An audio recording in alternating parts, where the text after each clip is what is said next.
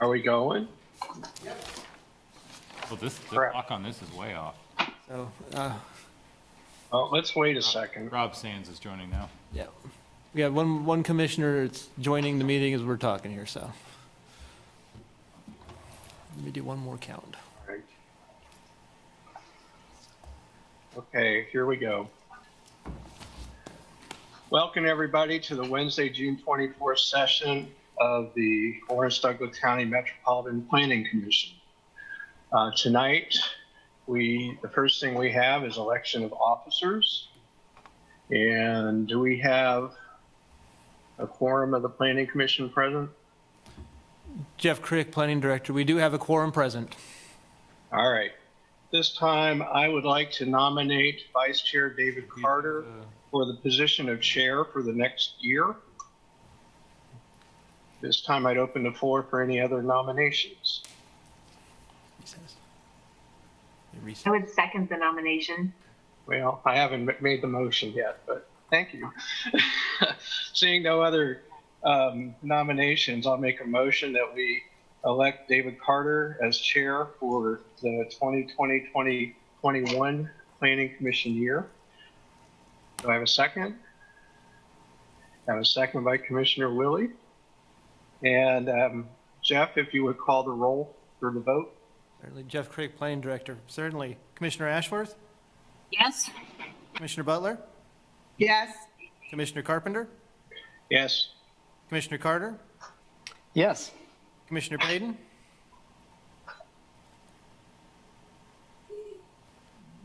Commissioner Payton? All right.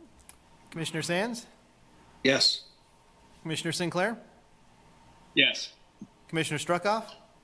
Yes. Commissioner Weaver? Yes. Commissioner Willie? Yes.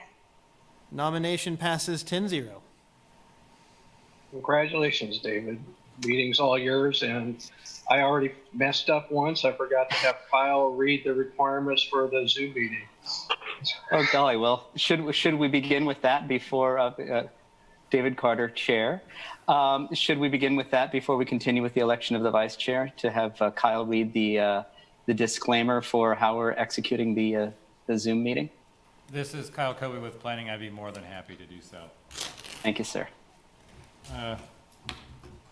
As I said, my name is Kyle Kobe, and I will be facilitating the Zoom video portion of the meeting. With me here is Jeff Crick, Planning and Development Services Director. We'll work alongside the chair, who is on remote video, to facilitate the meeting proceedings, the new chair. Currently, I have everyone muted so we can talk through the general ground rules for tonight's meeting. This meeting is being recorded and broadcast live on the city's YouTube channel on Public Access Cable Channel 25. During the meeting, please mute yourself by clicking on the microphone icon found on the lower left-hand corner of the Zoom menu next to the video icon. When you are muted, a red line will appear over the icon. This will make it easier for everyone to hear the meeting.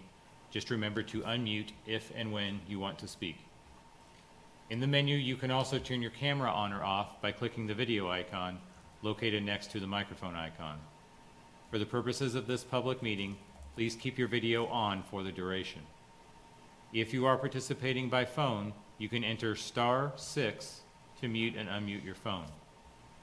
Somewhere on your Zoom screen, you will see a choice to toggle between speaker and gallery view. Speaker view shows the active speaker. Gallery view tiles all of the meeting participants. Be aware that we will not be screen sharing as a part of the meeting this evening. All attachments, reference materials, and submissions from the public are included in the agenda packet.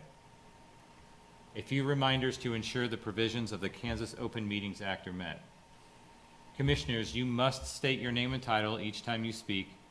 Members of city staff must also state their name and title each time they speak. I will also ask that applicants and members of the public identify themselves each time before they speak to ensure that everyone is able to follow along. Individuals who signed up in advance to provide public comments remotely will be called upon by name. When you are called on, please unmute your listening device and state your name before speaking. The chair will then call for in-person public comment for those who are physically present. Staff will direct them to the podium to speak while following social distancing and safety protocols. All motions will need to be stated clearly. After a motion is made and seconded, staff will call on each commissioner individually to provide their vote. Staff will then need to announce whether the motion carried and the count of the vote. I want to again remind everyone to please mute yourself when you're not speaking. I'll now turn the meeting back over to the new chair. All right. Thank you, Kyle. And so let's turn to election of the vice chair. I would like to nominate Commissioner Luke Sinclair, and we'll open the floor to any other nominations.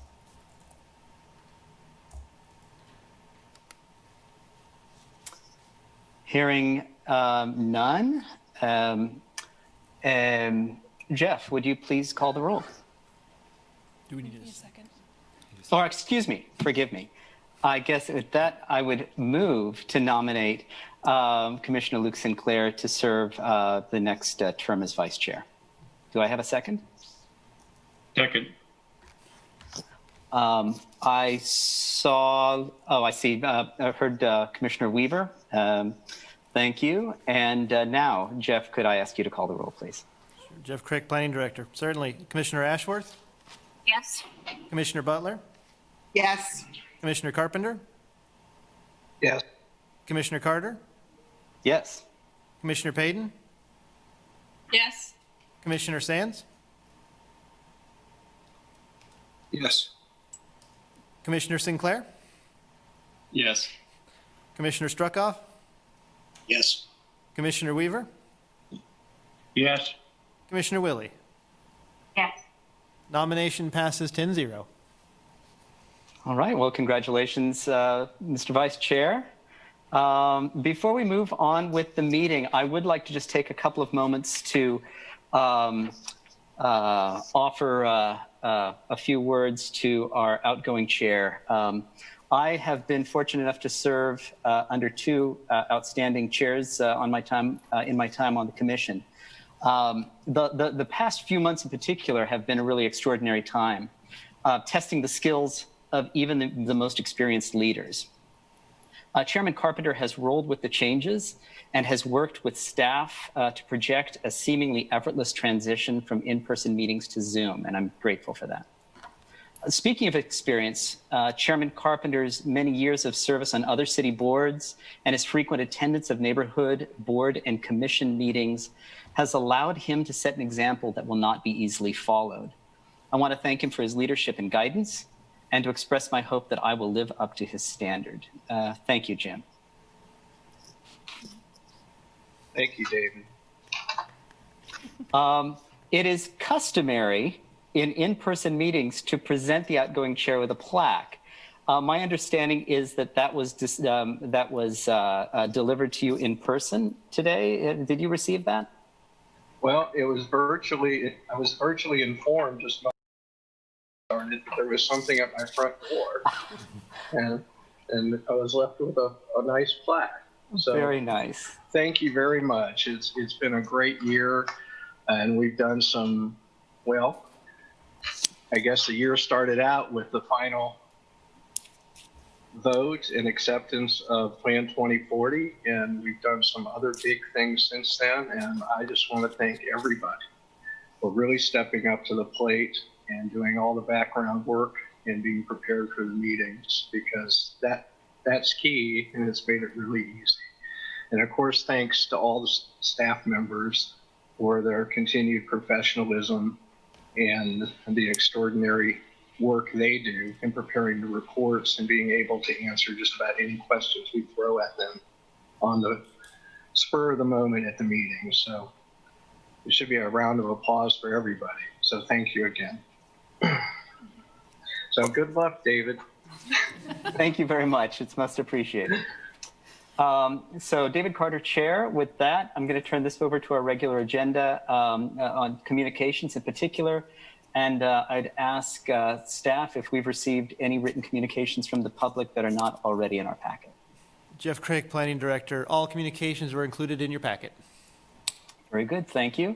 And does that include written communications from staff, planning commissioners, or other commissioners?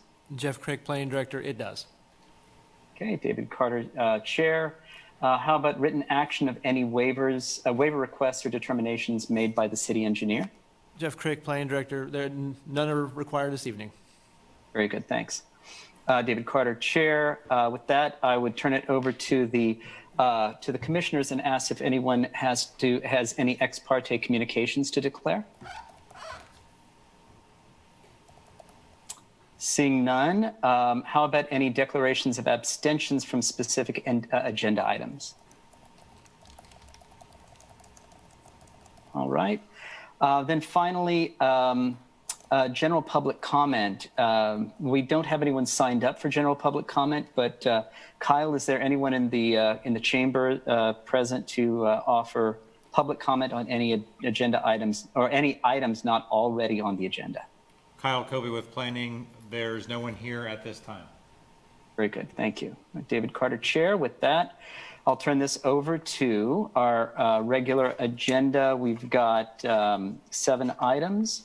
So let's begin with item 1.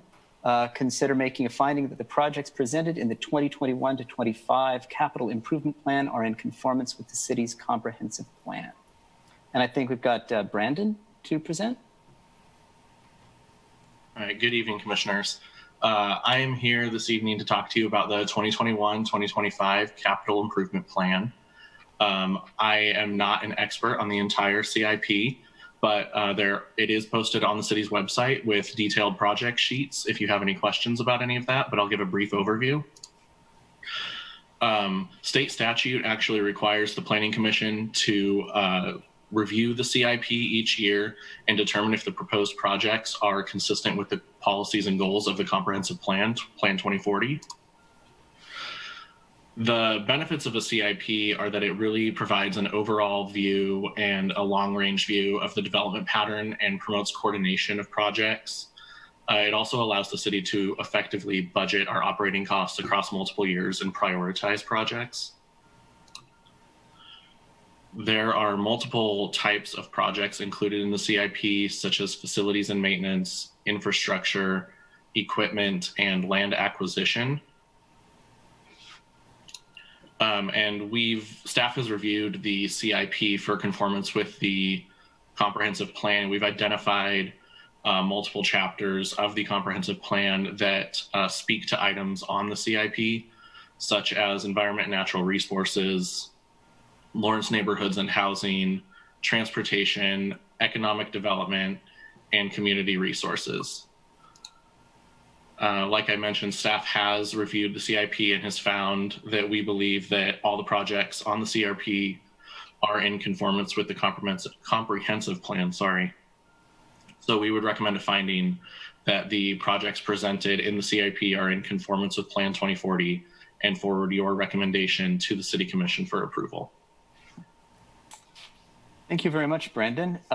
Is Danielle there as well? Is there any information that, Danielle, do you have something to present as well? Are you? This is Danielle Bushcutter, Budget and Strategic Initiatives Administrator with the City of Lawrence, and I work in the Finance Department, and I really think that Brandon's presentation and really the information he provided to you in the agenda packet cover really the high points that we wanted to discuss with you all, although if you have specific questions, we are certainly happy to answer any of those as well. Thank you so much, David Carter, Chair. I don't see anyone signed up for any public comment on this item. Kyle, could I just ask you to confirm if there's anyone in the chamber who's seems to be there to make any public comment? Kyle Kobe with Planning. There's nobody here to make comment on this item. Okay, thanks. Well, then I'll turn it over to the commissioners. Anyone want to comment on this item or ask any questions?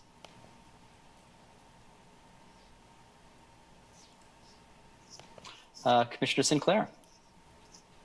Thank you, Mr. Chair. Commissioner Luke Sinclair, quick question about the scope of what we're here for. Brandon, we are just to evaluate whether or not these are consistent or conform to the comprehensive plan and not to sort of evaluate the budgetary wisdom of any particular line item on the list. Is that right? Yes, that's correct. Okay.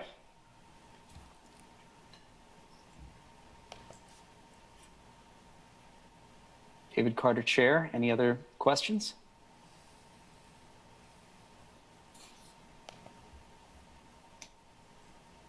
Commissioner Willie. I have a quick question. Karen Willie, Planning Commissioner, for Brandon, I presume. Is it my imagination, or is this a smaller document than we usually see? Don't we usually get pages and pages of this document in more detail? I'm not needing that. I'm just wondering. Sure. In the agenda packet today, I included just an overview of the projects listed out over the 5 years. The CIP does include detailed project sheets for each of those projects listed on that list. That is available on the website, and I've linked to it in the memo that I included in the packet tonight, but I did not include it just for brevity's sake. Thank you. No, I thought it was sufficient for what we're looking at. So it was nice not to wade through all of the details, but thank you. You? David Carter, Chair. Any other questions, comments from commissioners?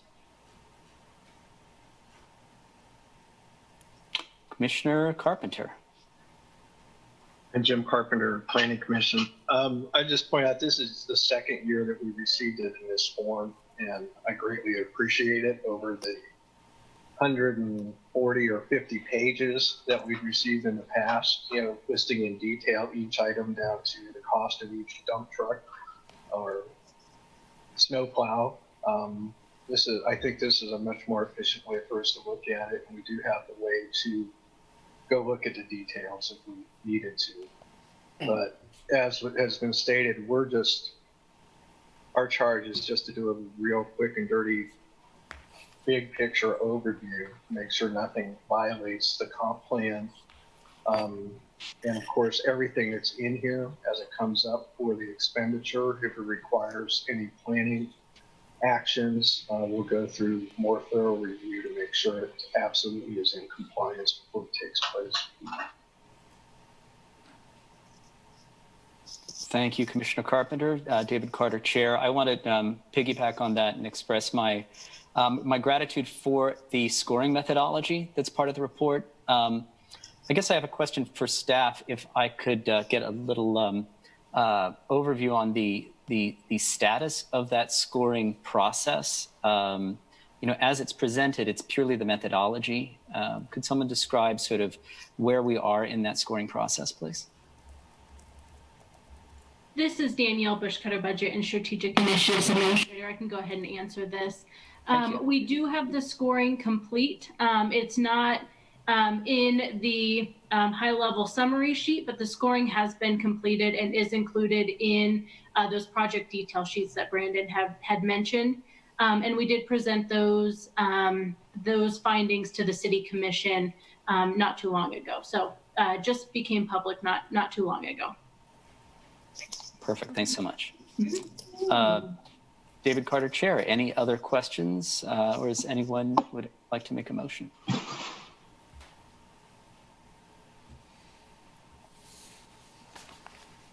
Commissioner Willie, did I see your hand go up earlier? Did you have another question or comment? I'm happy. I don't need to ask it. Thank you. Okay, thank you. I'd make a motion. Yes, Commissioner Payden. Aaron Payden, Planning Commissioner. I move that we find the projects presented in the 2021 to 2025 capital improvement plan are in conformance with the city's comprehensive plan and forward to the City Commission for approval. Thank you, Commissioner Payden. Do I have a second? Commissioner Struckoff through an affirmative hand motion, copying that verbiage from Chairman Carpenter. Jeff, could I ask you to call the roll, please? Jeff Crick, Planning Director. Certainly. Commissioner Ashworth? Yes. Commissioner Butler? Yes. Commissioner Carpenter? Yes. Commissioner Carter? Yes. Commissioner Payden? Yes.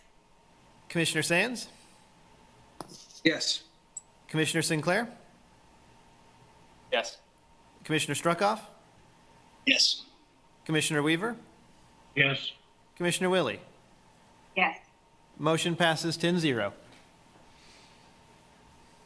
All right, thank you very much. That leads us to item number 2.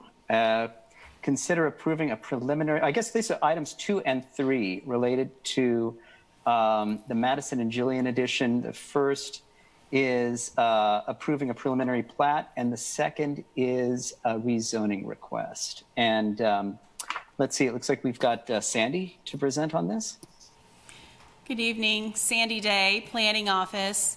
I would like to first direct your attention, if you want to follow along with what I'll be talking about. I think the images on pages 6 and 7 of your staff report may be helpful. These next 2 items are for the preliminary plat in the rezoning. Properties located on the northwest corner of East Glen Drive and Harper Street. Properties located in the Brook Creek neighborhood, a mixed-use residential neighborhood. Properties currently zoned RS7 and was part of a 1950 subdivision plat and included 2 existing platted lots that were combined in the 80s into a single parcel. The property is developed with a detached dwelling on the south lot and accessory building on the north lot.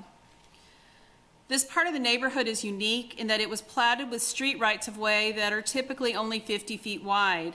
Harper Street was constructed in stages between 1958 and 1971. The segments north of East 17th Street were constructed in 1958 within the right-of-way that was dedicated by an earlier subdivision in that area. South of East Glen Drive was constructed in 1971. Both segments of the street are within 60 feet of right-of-way today.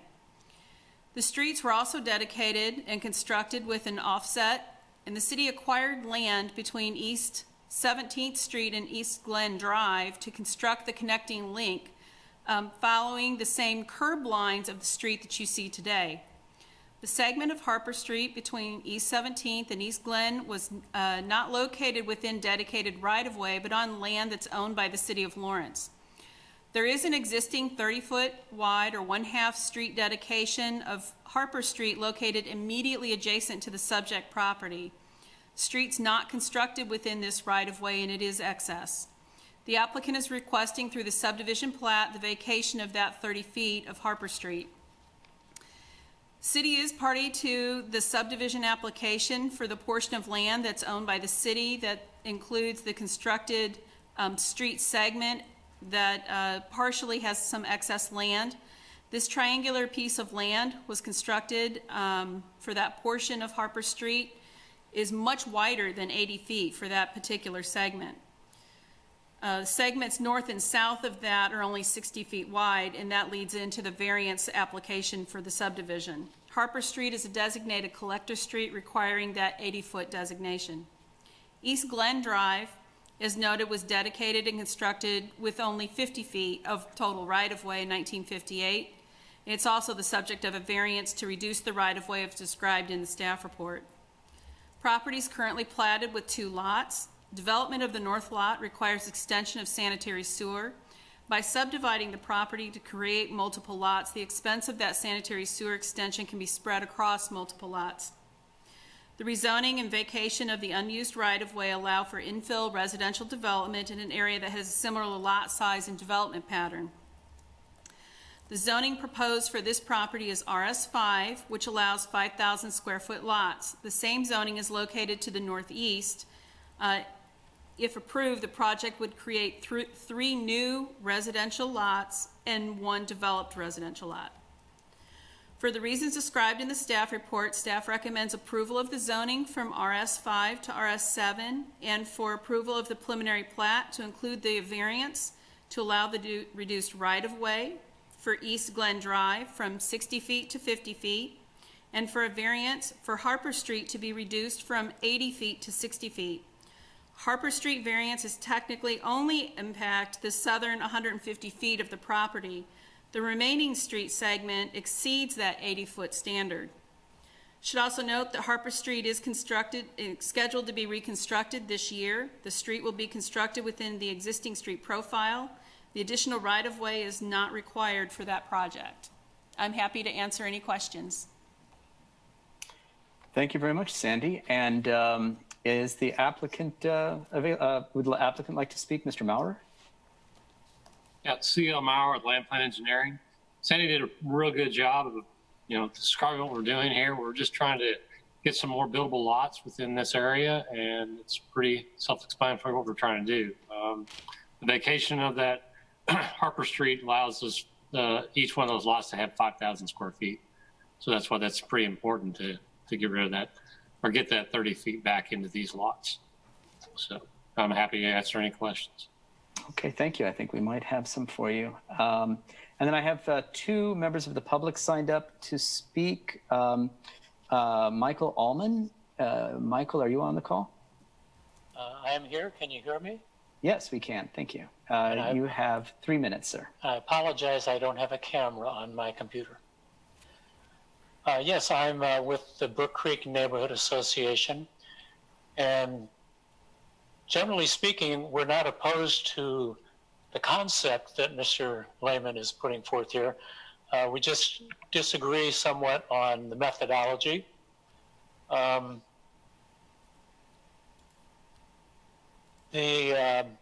of the notes in the staff report, for instance, said detrimental impact on surrounding properties is not anticipated. And we agree with that, but that's not our concern so much. Our concern more is that we feel there could be detrimental impact on the traffic patterns. As Ms. Day pointed out, this is a collector street.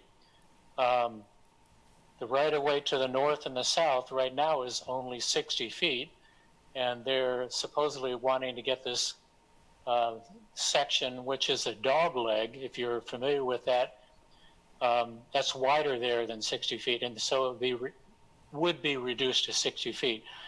The issue in our thought was that there could be two ways for traffic conflict. One, this dog leg has not a very good sight distance, and it is a collector. There's a fair amount of traffic, and we see the potential for more conflicts with automobiles with additional driveways right on a curve.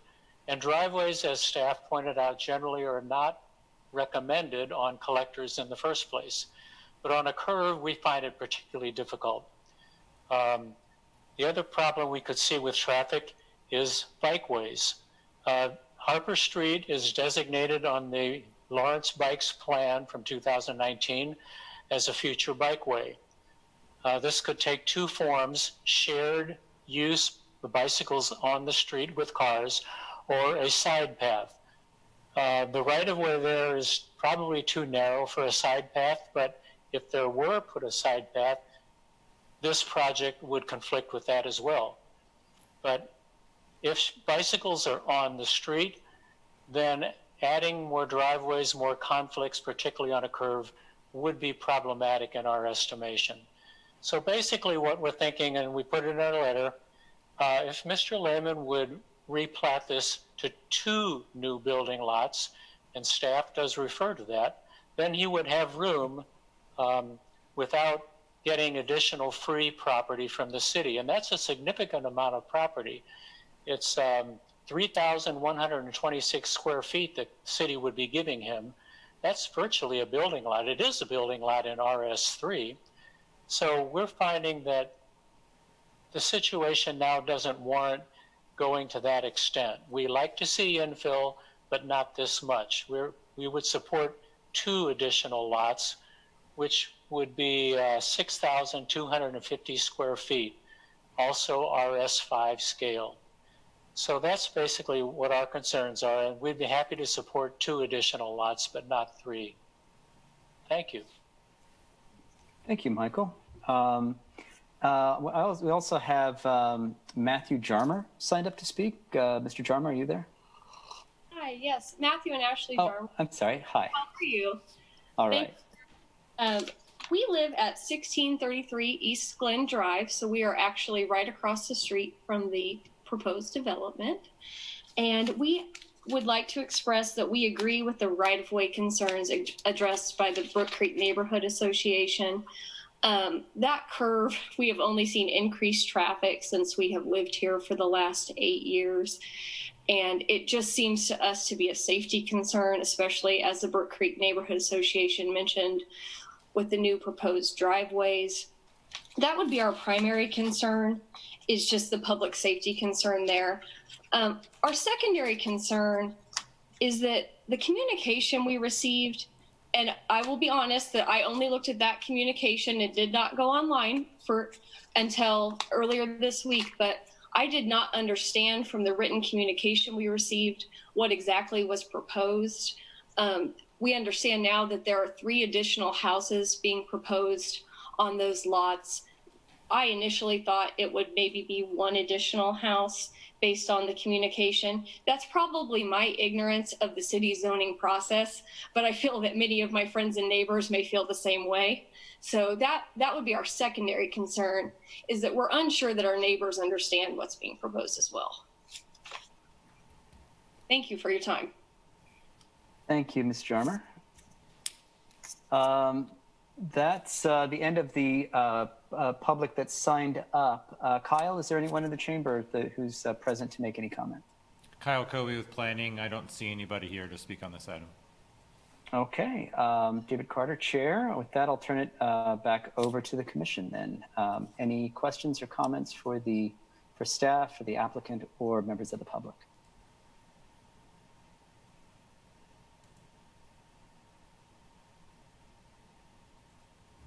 Mr. Chair? Yes, Commissioner Sinclair. Luke Sinclair, Commissioner. Would we want to direct it back to the applicant to be able to respond to any of those public comments first? Thank you, Commissioner Sinclair. I appreciate it. Mr. Maurer, would you like to respond to any of the observations made by the public? So you've got 5 minutes to do it. Yeah. Well, I understand a little bit of the concern about the traffic along Harper. Whether this is 2 or 3 lots, 1 more lot is not going to make that or increase that traffic. That's not, I mean, that traffic's already there today. And you have numerous curb cuts from 17th all the way to 15th along this street. You had the same thing going all the way to 19th. And then south of 19th, you have curb cuts on this same street. So the argument, I'm not sure I follow from both parties on additional driveways. They're already there today. But reducing this by 1, I mean, the city and everybody has asked for infill. This is what you've asked for, and we're trying to do that. This large area is all owned by the city at this point in time. And the 30 foot that we've requested to be vacated, it always goes back to the adjacent ownership whenever you vacate that right of way. So yeah, it's free land. We wouldn't have to develop this, and we could still request that vacation and get that land back to the adjacent owner and get that back without doing the platting and all the other type of stuff. We could get that automatically. So in defense of that, when that land is, with it not being used, can be converted back to this ownership one way or the other. So, but the additional 2 curb cuts in this large street doesn't warrant, a major concern. Because if you go up north of 17th Street, drive down that drive, it's already there today. And these curb cuts are not across. They're not across from any other adjacent driveway. I mean, yes, the lady across the street has a driveway there. That was done, a long time ago. And we're not lined up with that. We're offset that, which is a safety concern for somebody pulling in and out. Doesn't have another driveway right across the street from it. So I'm answering any more questions if you have from the commission. Thank you, Mr. Maurer. And now I'll turn it back over to the commission. Any commissioners have any questions or comments? Commissioner Ashworth. Yes, I believe the speed limit on that street, is that a 20 mile per hour or 25? Would anybody know what the speed limit is on that street? Commissioner Ashworth. I asked just because I have biked on that street and the sight line is a little bit of a concern. I'm just wondering if this is a project that would warrant a look by a traffic engineer for some mitigation of that curve, just on that curve for signage or anything. Jeff Crick, Planning Director. The posted official speed limit on that stretch of Harper Street is 30 miles an hour. As part of the review for the platting processes, we do put it to the city engineer to review the whole stretch kind of in totality so that we can figure out if there is any traffic warrants or additional measures that need to be done to make sure that it goes with that item. So that way something the city engineer has taken a look through. If Sandy Day Planning, and if I may add to what Jeff has said about the city engineer and the city traffic engineer, we've actually had a number of very lengthy conversations at the staff level about this particular project. And what it resulted in is the idea or the concept that the northern two lots would have shared access, so one driveway intersection to that particular street. And then the lot on the south, it currently has a driveway to East Glen Drive. We also made it a recommendation that access for that property be prohibited from having access to Harper Street on this particular piece. So it is certainly a consideration. The applicant was required to submit a revised preliminary plat that showed the site distance triangles. So we continue to evaluate that through the subdivision process. It will also be, if approved, part of the building permit review process, as well as driveway permits and work and right-of-way permits that would be required for the development of the property. So staff is aware of the concerns about driveways on curves. We certainly have tried to limit the number of driveways for this project. Thank you, Sandy. David Carter, Chair. Out of curiosity, are there particular guidelines for the intervals or the spacing of driveways on curbs, as far as you know? There probably are some in engineering standards. It's not something that I think planning staff can address specifically. These are driveways, and they are looked at a little bit differently than what, say, an intersection spacing would be between different streets. When you have a local street or a collector street, there are definitely those kinds of design standards. We look at access. There is no other option for getting access to this property. There's no ability really to extend another street on the western property, and there's not really an opportunity to extend 17th Street to the west and provide access to it. So those were certainly considerations through the review process. Thank you, Sandy. David Carter, Chair. Other questions or comments from commissioners? Commissioner Willie. There you This is go. Commissioner Willie. So, Sandy, do we have any knowledge about what the plan is for bicycles for that stretch of road, and does that impact this project at all? I do not know the details. I know that the street is scheduled to be reconstructed. I know that we work with those kind of bicycle facilities and sidewalks through those construction projects. I apologize, I do not know the details of it for this segment. Let's see. Jeff Crick, Planning Director. Give me one moment. I'm going to wait for my map to catch up to me here. I believe that portion of Harper Street is designated as a future bikeway under the MPO's bikeway plans.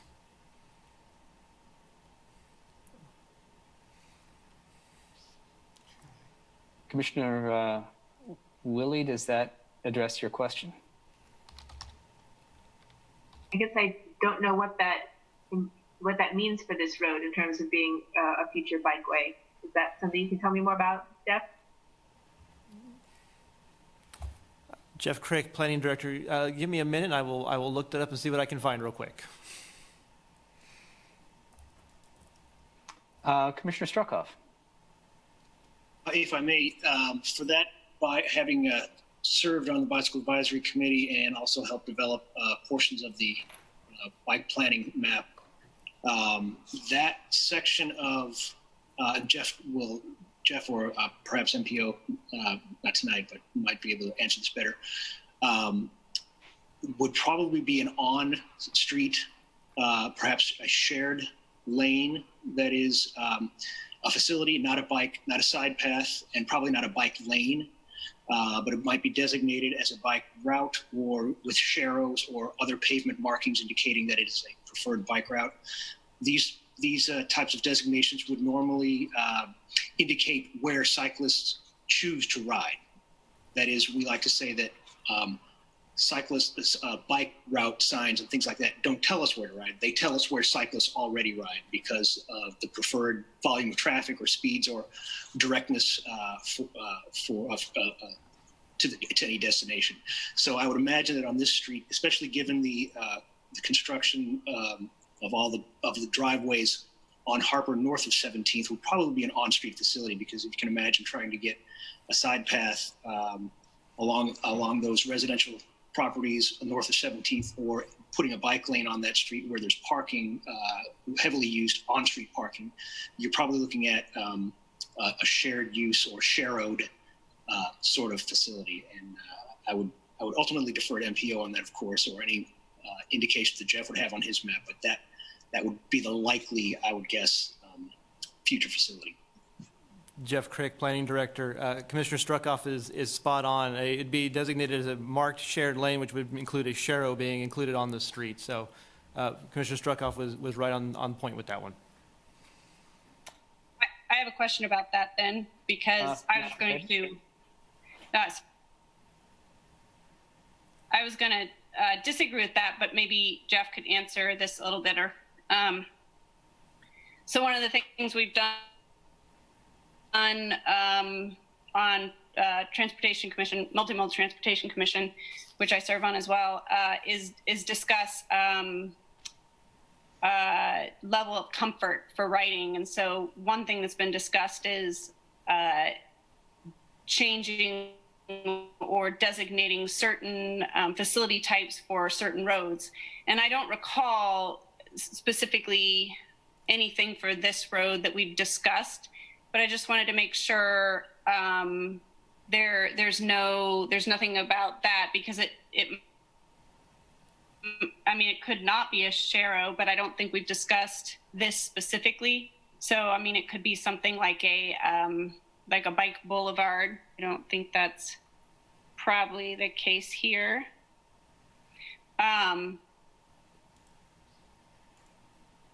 But possibly. So I guess I'm kind of wondering if, a sharrow is what we would have gone to in the past, but now we've started talking about level of comfort and specifying facility types.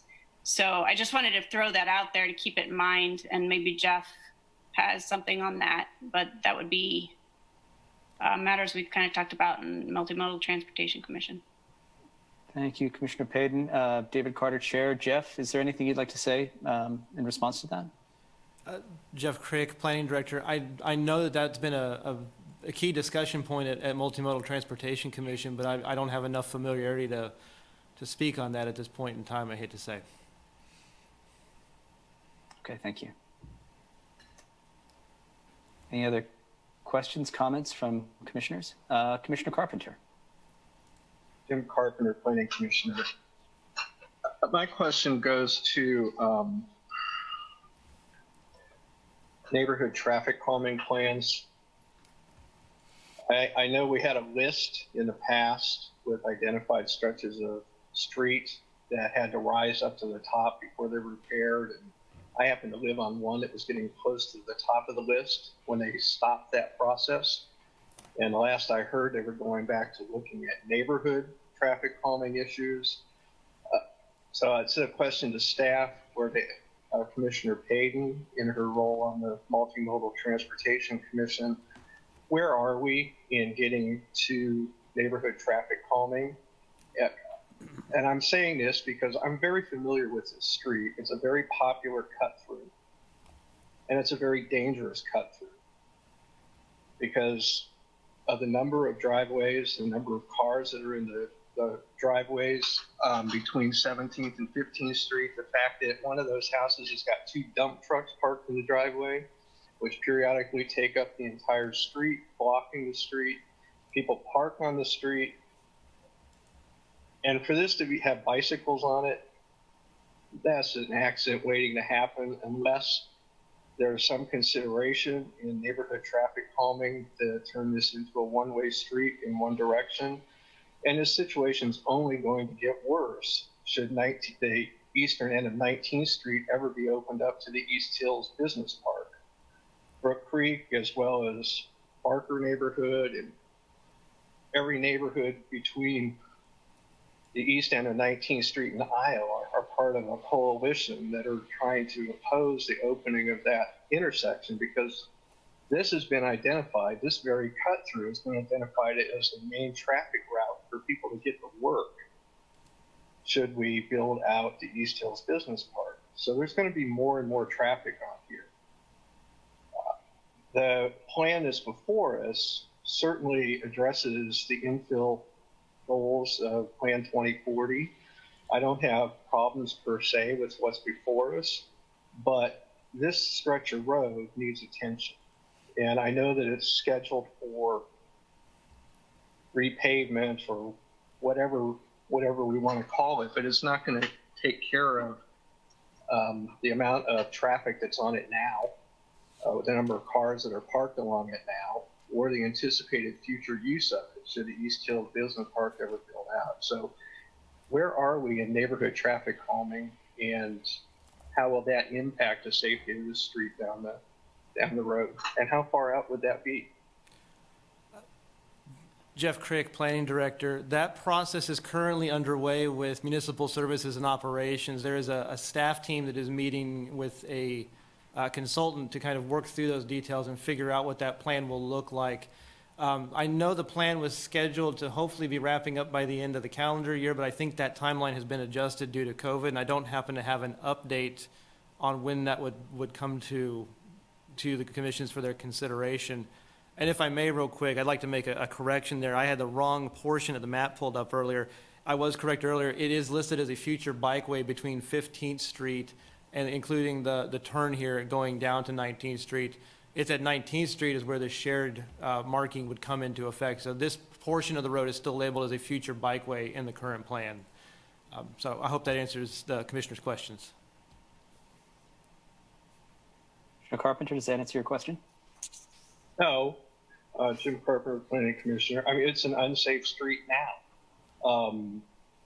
I agree adding 2 driveways isn't going to change anything, but this neighborhood has to have priority in the traffic calming process. So if we get to that, I think this area is probably from what I'm aware of, should have a very high priority in receiving the attention for the concept of neighborhood traffic calming. And I hope it would consider one-way traffic on it. And to meet the needs of everything else, perhaps, north to south, because that curve is dangerous when you got a dump truck coming at you. So, because I've been in that situation, you can't make it. And like I said, there is a house up there that they have heavy construction equipment parked in their driveway that comes down that road pretty regularly.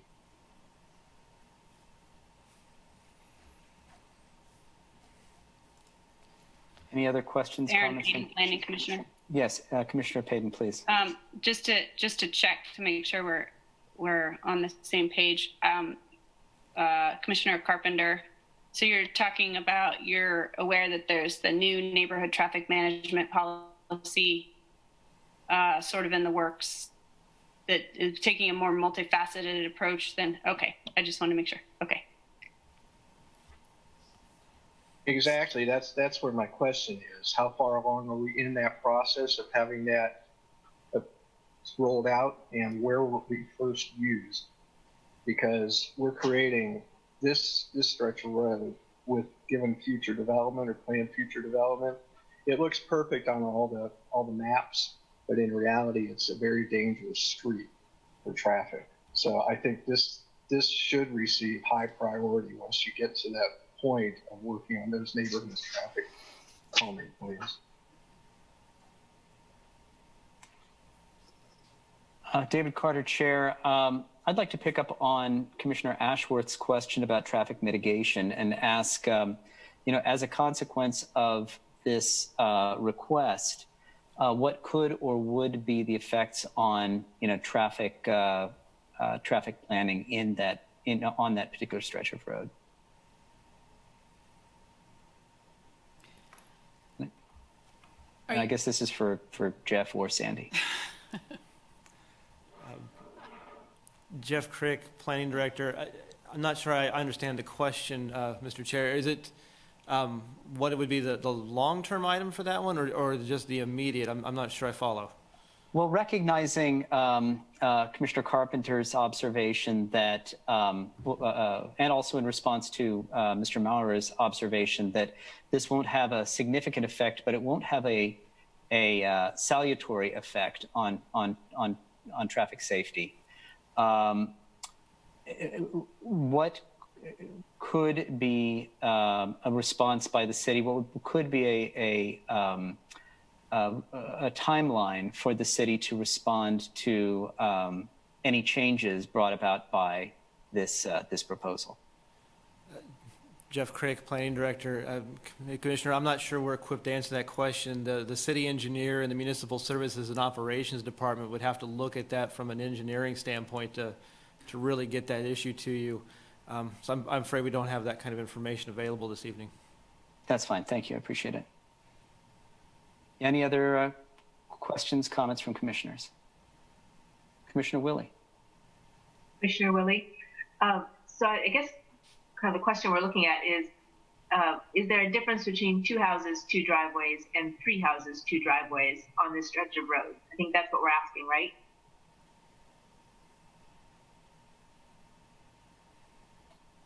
I think that's a fair question. Perhaps I should turn this over to Sandy and David Carter, Chair, and ask, can you go through a little bit of the process of describing how the current configuration of driveways was arrived at, given the possibility of either 2 additional or 3 additional plots of land? We arrived at the design that you see in the staff report through the review process. We were talking about the proposed lots. I think the original configuration showed driveways for each of those. There was actually a request very early on for that triangular piece of land that the city owns that's not right-of-way to also be dedicated back to the applicant. That would have required the property to be appraised. That would have required a sale of the property from the city to the developer. And after moving through that process, the applicant chose not to pursue that, to leave that property in the city's hands, for it to be dedicated as part of the public street. It's kind of almost functions and behaves a little bit like a pocket park almost, that green space does today. The city also wanted to make sure that we retained ownership of land at the northern end of all of this property for rear access to the cemetery that is north of the property. The other discussion that we had, or the other consideration that played into that discussion and the design that we ultimately ended up with, was that Harper Street is a collector street, and ideally we would not be putting new driveways onto a collector street unless there's no other option for street design. As the applicant pointed out, in this particular segment of the collector street, you do have lots that front both up and down, north and south of this particular property. The curve was an issue that was concerning to city staff as well. We did ask for the applicant to provide additional exhibits that we did review to identify what were those site triangles. So that's the shaded area on the drawing to look at how those driveways would actually intersect conceptually into the street. And then that was also kind of the idea that limiting the number of direct driveways resulted in kind of the shared driveway option that you see in the drawing as well. So that if this is approved, we would have a final plat that would have additional notes on it that talk about only one driveway serving those north 2 lots. I hope that explains our thought process in that review. Thank you, Sandy. Appreciate it. I guess with that, I'd like to, David Carter, Chair, I'd like to ask Mr. Allman about the position that you stated earlier during your comments of the difference between 3 additional lots versus 2 additional lots. If 2 additional lots, as opposed to 3, still had 2 driveways, can you describe a little bit, what makes the difference in terms of your position on, the acceptance or rejection of these 2 different scenarios? Michael Allman, Brook Creek Neighborhood Association. Thank you, Chair Carter. The difference that we see is slightly different than that. Right now, there are 2 of the houses sharing 1 driveway and a 3rd house with a 2nd driveway. We would imagine it to be 2 houses that share 1 driveway. So there would be only 1 intersection of a driveway into that curve of Harper Street. It's still not desirable to have a driveway on a curve and a collector, but it will be better than 2 driveways. Thank you, Mr. Allman. Any other commissioners have questions or comments at this point? I'm sorry, Mr. Sands. Commissioner Sands, I didn't see your hand. Please. It's all right. Rob Sands, Planning Commissioner. I also had a question for Mr. Allman. Has the Brook Creek? This seems like this area, and I've driven this area, walked this area. I have not been on a bike in this area. Got at least 1 or 2 households that I visit on a semi-frequent basis. Has this area been looked at by the neighborhood association for some sort of application for Cdbg or traffic calming, or has the neighborhood association petitioned the city in any way to reduce the reduce the speed limit, or change the shape of the road, or anything to improve sightlines? And the reason I ask that is because it sounds as if the city staff traffic engineer believes that it's sufficient. The speed limit is sufficient for that area. And what I'm hearing from at least a majority of the commission and the neighbors is that the speed limit is a bit too high. The traffic is a bit too high. There may be a design problem with the road. And so I'm wondering if has Brook Creek engaged the city on that at all? Over. Michael Allman, Brook Creek Neighborhood Association.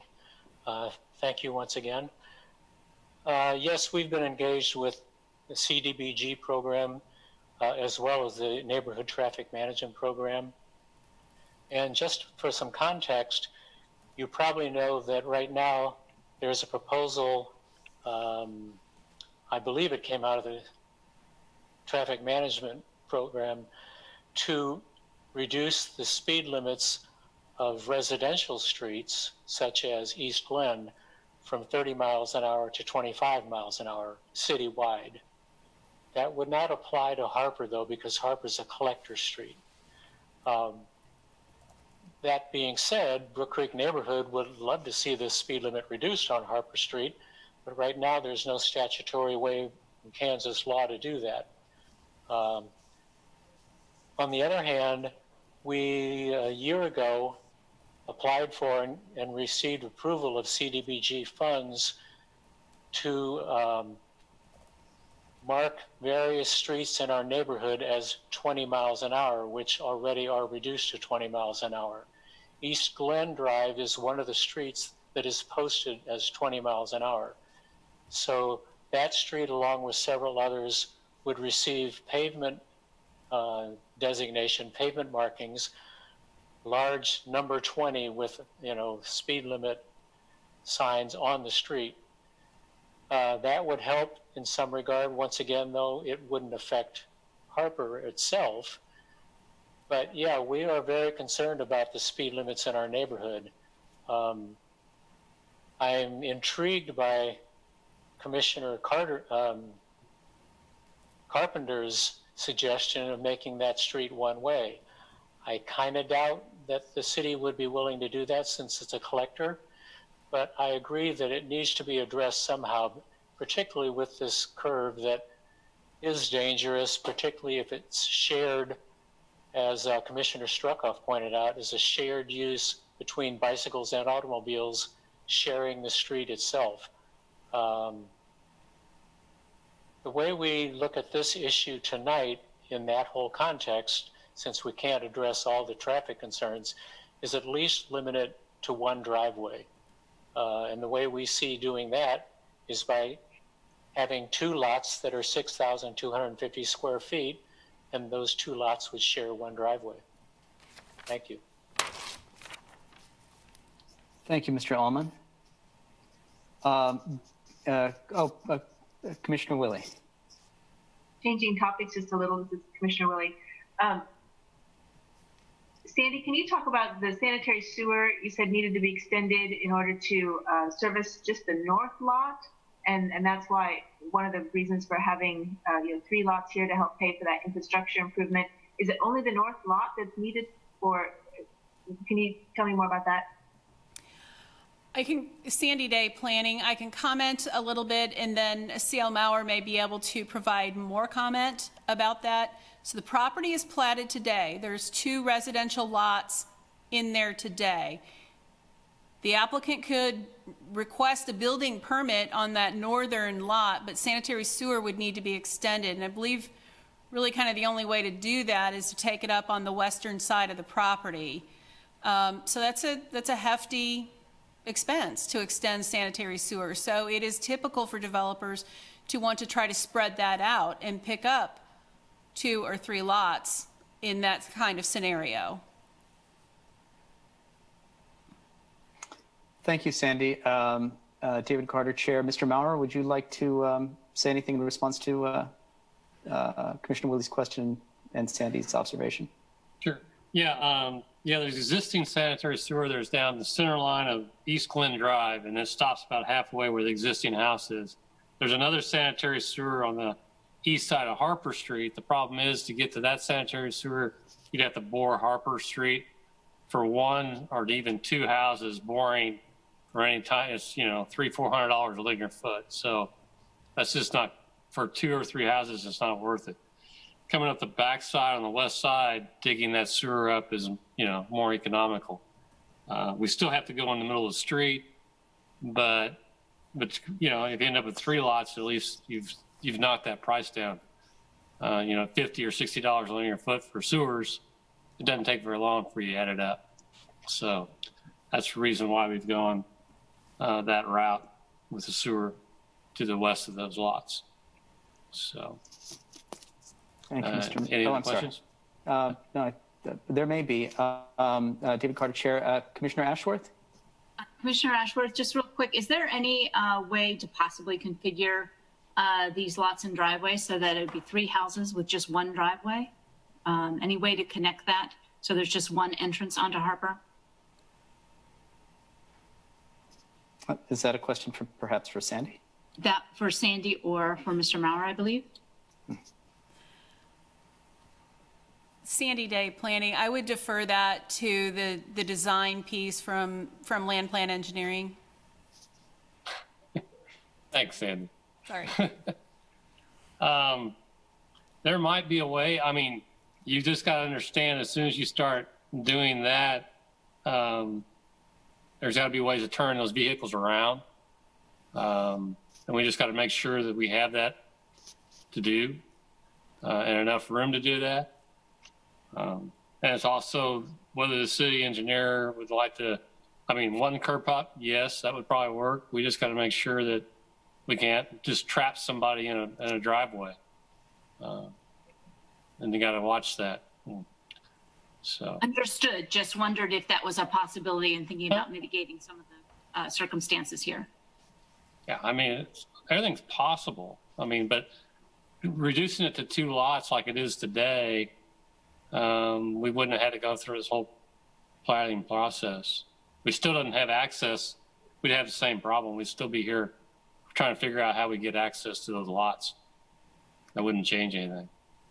So, David Carter, Chair, I guess just to make an observation about that, I think the scenario was not just 2 lots, but 2 additional lots as opposed to 3 additional lots, just to kind of make that observation.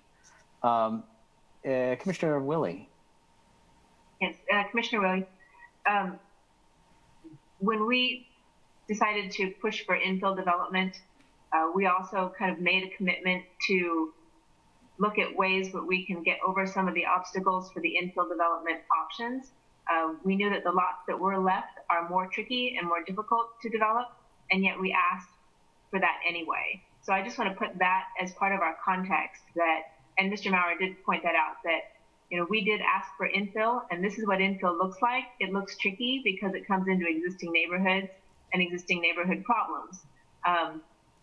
Right now, they could build an additional lot. I mean, they could build out the lot that they have, and there'd be 1 driveway. They're asking for 2 driveways to help pay for the expense of providing that infill development, and then the 3 houses on it. So I don't think that the ask is out of line. I think that some of the existing problems with the neighborhood will have to be addressed in other ways with the traffic calming and such, but I'm at least mildly in favor of it, and I throw it out for everybody else's consideration. Thank you, Commissioner Willie. Are there any other questions or comments, or would someone like to make a motion at this point?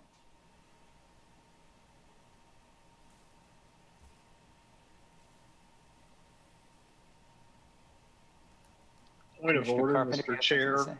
Yes. Point of order, Jim Carpenter, Planning Commission. I think altogether we have 3 separate votes on this. So which one are you calling for a motion? Thank you. I appreciate it. I believe we've got 2 separate votes. We've got the plat, the preliminary plat, and then we've got the rezoning request. And the variance. Oh, thank you. Oh, of course. Yeah, 2 motions within 1 item. I guess I would turn that. Well, let's see. Commissioner Carpenter, do you have a recommendation? Or in terms of or should we turn this back over to Jeff to outline what the recommended sequence and options are at this point? It would be your prerogative. I'm sure it is. I'll turn it over to Jeff then, please. David Carter, Chair. Jeff, can you, given where we are right now, can you make a recommendation about what the sequence of motions looks like at this point? Jeff Crick, Planning Director, I'd be happy to. The sequence of motions would be the approval of the plat would be first, and then the consideration of the variances for the plat would come second in this item. The rezoning could institute and happen on its own, but the first would be the plat and the variances. Very good, thank you.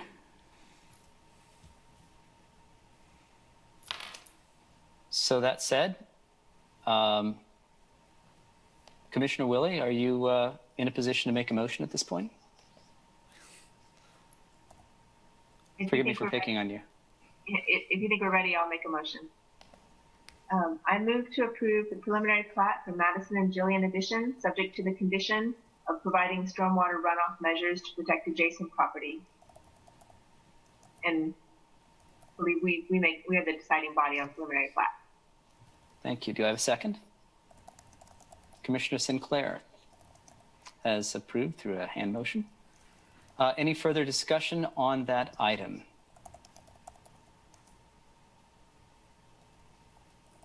I'm sorry, Commissioner Sands, did you raise your hand? Okay, please. Rob Sands, Planning Commissioner. I don't know how we exercise this, but that section we've all identified comes with a lot of problems that are not necessarily solvable by individual property owners or residents in that neighborhood. I'd like to see city staff do an in-depth analysis working with Brook Creek Neighborhood Association to find out what can be done, what is possible, and what are the hurdles to make that a safer navigation for vehicles, pedestrians, and bikes. Over. Thank you, Commissioner Sands. Any other discussion? Okay, I guess David Carter, Chair, my one comment here is I recognize Commissioner Willie's observation about, infill development, and this is kind of what we ask for when we request it. The geometry of the land is really complicated from an access and safety standpoint, with one kind of being at odds with the other. Personally, I'm intrigued by the applicants entertaining the possibility of a single point of access instead of two driveways. Reduce it to one. As complicated as that looks, I guess before we call a vote, I would ask Jeff or Sandy whether approval of the plat would have a direct impact on the specific the final site design and access to those three parcels. Sandy Day, Planning. Approval of the preliminary plat will not commit to this exact design. What we tried to articulate in the staff report was that if this is approved, we probably need to execute a few more agreements and a few more notes with the final plat to ensure that we are limiting the number of access drives. What I would suggest is that if the commission would like to articulate it more clearly, to perhaps limit that the number of driveways to Harper Street shall not exceed 2. I suppose you could do shall not exceed 1. Those are options that you could add as a condition to the plat. Thank you, Sandy. Commissioner Willie, would you care to amend your motion accordingly? At this point, I don't. I want to necessarily limit the motion to one access point. If the applicant and staff are willing to explore that as an option, I think that would be plausible, but I don't see that that's necessarily an easy fix to problems and may cause other problems for traffic in and out of the properties themselves. So I'm not looking to make that limitation at this point. Thank you very much. David Carter, Chair. Any final discussion before we call the roll? All right. Forgive me, Commissioner Carpenter. Jim Carpenter, Planning Commissioner. Just one question for staff. When this finally gets to the point of site plan approval, will this be administratively approved, or is it something that's going to come back through the public process? This is Sandy Day, Planning. This is conventional single-family residential zoning with one dwelling unit on each lot. There is no site planning. What the applicant would be required to submit would be a plot plan with their building permit. That is an administrative review. Thank you, Sandy. That answer your question, Commissioner Carpenter? It just raises the question if there was any indication on the commission to limit the number of driveways, now's the only time to really do it. So I don't know if we're done with that discussion or not before we vote on the motion. Commissioner Willie? Mr. Chair, it might be worth kind of getting a poll of the commissioners if this is something that they find to be significant before we take the vote on it. So it might be less complicated in our voting process if we know people's minds. Thank you, Commissioner Willie. David Carter, Chair. So just to clarify, we have a motion before us to approve the plat as stated, the preliminary plat as stated, with no limitation on access. So the request from Commissioner Willie, or the observation, is that we might take a poll. I think if we were to, if we as a body were to approve this preliminary plat, there would be no stated limitation. If we were to reject it, it would send it back, I believe, to review. I guess I'll set the example. I'm inclined to approve this. I'm very sensitive to the neighborhood's concerns, and commissioners have stated concerns about safety as well. I would ask the applicant to very seriously consider reducing points of access to one, but I'm not inclined to impose that restriction on my vote. Anyone else care to speak? Commissioner Struckhoff.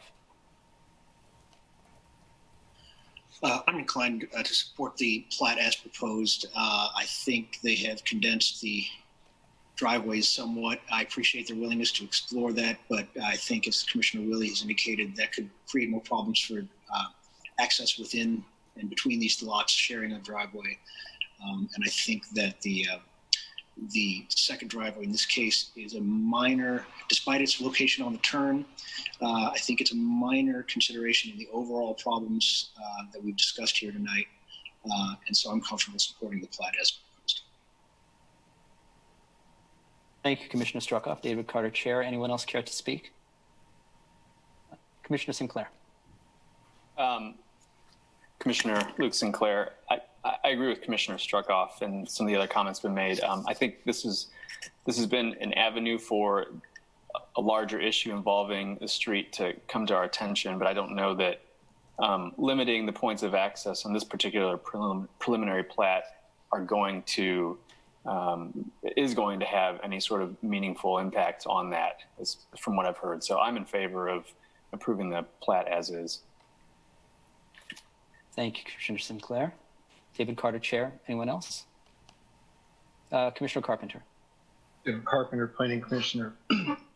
I'm okay with the two access points, but I just want it on the record that when we're looking at infill development, most of it's happening in this part of town.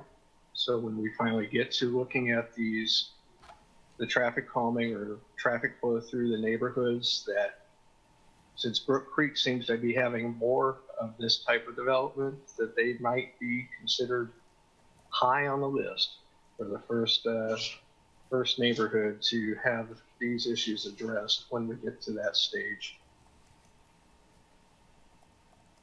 Thank you, Commissioner Carpenter. Was that is that just a comment, or did you want to direct that as a specific request to staff? I don't think we can actually make that request. It's just a comment that I think that this area, as has been pointed out in many issues that have come before this board, and direct statements that have been made by applicants such as tenants to homeowners, we're seeing more infill development and more division of lots in this part of town than in any other part of town, mostly because of the prices of the property. That inherently has an issue of increased traffic and traffic safety.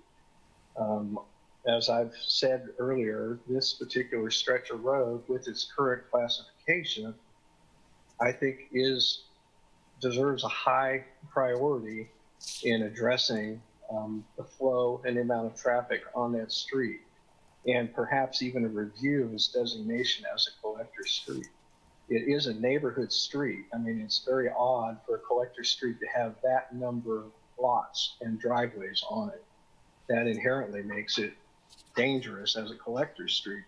So my hope is down the road, when other commissions and staff get to the point of rolling out, looking at traffic safety on a neighborhood level, that Brook Creek deserve the highest of attention. And that's just my comment. Otherwise, I'm going to support this. It does meet all the aspirations that we have in Plan 2040, but it does deserve future attention for safety issues. Thank you, Commissioner Carpenter. David Carter, Chair. Any further discussion before we go to a vote? Okay, hearing none. Jeff, could I ask you to call the roll, please? Certainly. Jeff Crick, Planning Director. Commissioner Ashworth? Yes. Commissioner Butler? Yes. Commissioner Carpenter? Yes. Commissioner Carter? Yes. Commissioner Payton? Yes. Commissioner Sands? Yes. Commissioner Sinclair? Yes. Commissioner Struckoff? Yes. Commissioner Weaver? Yes. Commissioner Willie? Yes. Motion passes 10-0. Thank you, Jeff. And I think we need a separate motion for the variance, correct? Jeff Crick, PDS Director, that's correct. And just to call attention to it for the commission there, it is a variance for Harper Street and a variance for East Glen Drive that are listed in there. So it's a variance for both streets, but can be taken up in one motion. Thank you very much. Commissioner Willie, would you care to make a motion, or you want to cede that to someone else? I'll give it a try. Okay. Commissioner Willie, I move to approve the variance request to allow reduction in required right-of-way width for Harper Street from 80 feet to 60 feet. I assume we take these separately? Jeff Crick, PDS Director, they can be taken together. Okay. And I recommend approval, I move to approve the variance request to allow reduction in required right-of-way width for East Glen Drive from 60 feet to 50 feet. Thank you, Commissioner Willie. Do I have a second? Commissioner Payton through a hand motion. And any further discussion before we call the roll? Okay, Jeff, would you do the honors, please? Jeff Crick. Oh, I'm sorry, Commissioner Willie, you had something to say. I do. Just a quick comment. The question was raised about feeding the right-of-way back to the adjacent landowner, which of course is always done and free of charge. And I think the idea is it's given back to the landowner, and then it comes onto the tax rolls forever that it wasn't on when it belonged to the city. So that, I think, just a point of clarification on that. Thank you, Commissioner Willie. David Carter, Chair. Any other discussion? Yes, Commissioner Sands. Rob Sands, Planning Commissioner. I just want to go on the record again as saying that I think the city staff needs to work with Brook Creek Neighborhood Association in some way, shape, or form to reshape that area. I just want to have it on record again. Over. Thank you, Commissioner Sands. Any further discussion? Okay. Jeff, could I ask you to call the roll, please? Certainly. Jeff Crick, Planning Director. Commissioner Ashworth? Yes. Commissioner Butler? Yes. Commissioner Carpenter? Yes. Commissioner Carter? Yes. Commissioner Payton? Yes. Commissioner Sands? Yes. Commissioner Sinclair? Yes. Commissioner Struckoff? Yes. Commissioner Weaver? Yes. Commissioner Willie? Yes. Motion passes 10-0. Thank you, Jeff. That brings us to item 3, which is the request to rezone Z-20-00137, approximately 0.719 acres from RS7 to RS5. Do any commissioners have any other questions or comments before someone proposes a motion on that? I'm sorry, Commissioner Weaver, did you raise your hand? Mr. Chair, I'm having some difficulty with my internet. It's coming and going, and I'm not able to hear all the conversation, and my video's out as well. Oh, no. I'm going to bow out of the meeting because I don't think I can participate without hearing. I see. Understood. Point of order. Do we have any I guess I should ask Mr. Commissioner Weaver, do you want to quit and rejoin? What's your, is there something you'd like to do to remedy the situation on your end? My internet's pretty sketchy out here in the boondocks, so it's just some days it's good and today it's not. So. Okay. I guess could I just ask you to bear with us? We'll, if we call on you, if you have difficulty responding, please just let us know. And a point of order for Jeff or Kyle, from a technical standpoint, where does Commissioner Weaver's technical situation put him as a participant in the meeting? Jeff Crick, Planning Director, it's equivalent to a commissioner that has to leave him during the meeting, and it would just move us down in the vote tally there.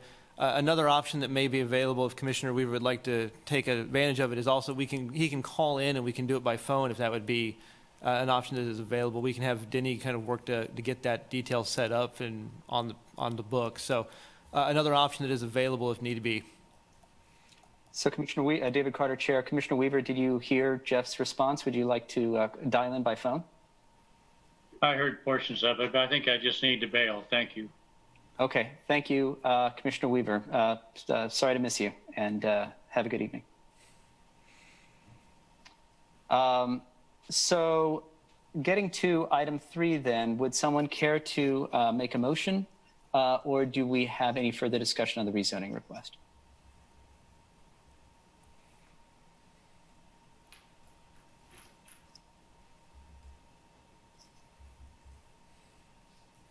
Anyone? Commissioner Ashworth. Can you make a motion, Commissioner Ashworth?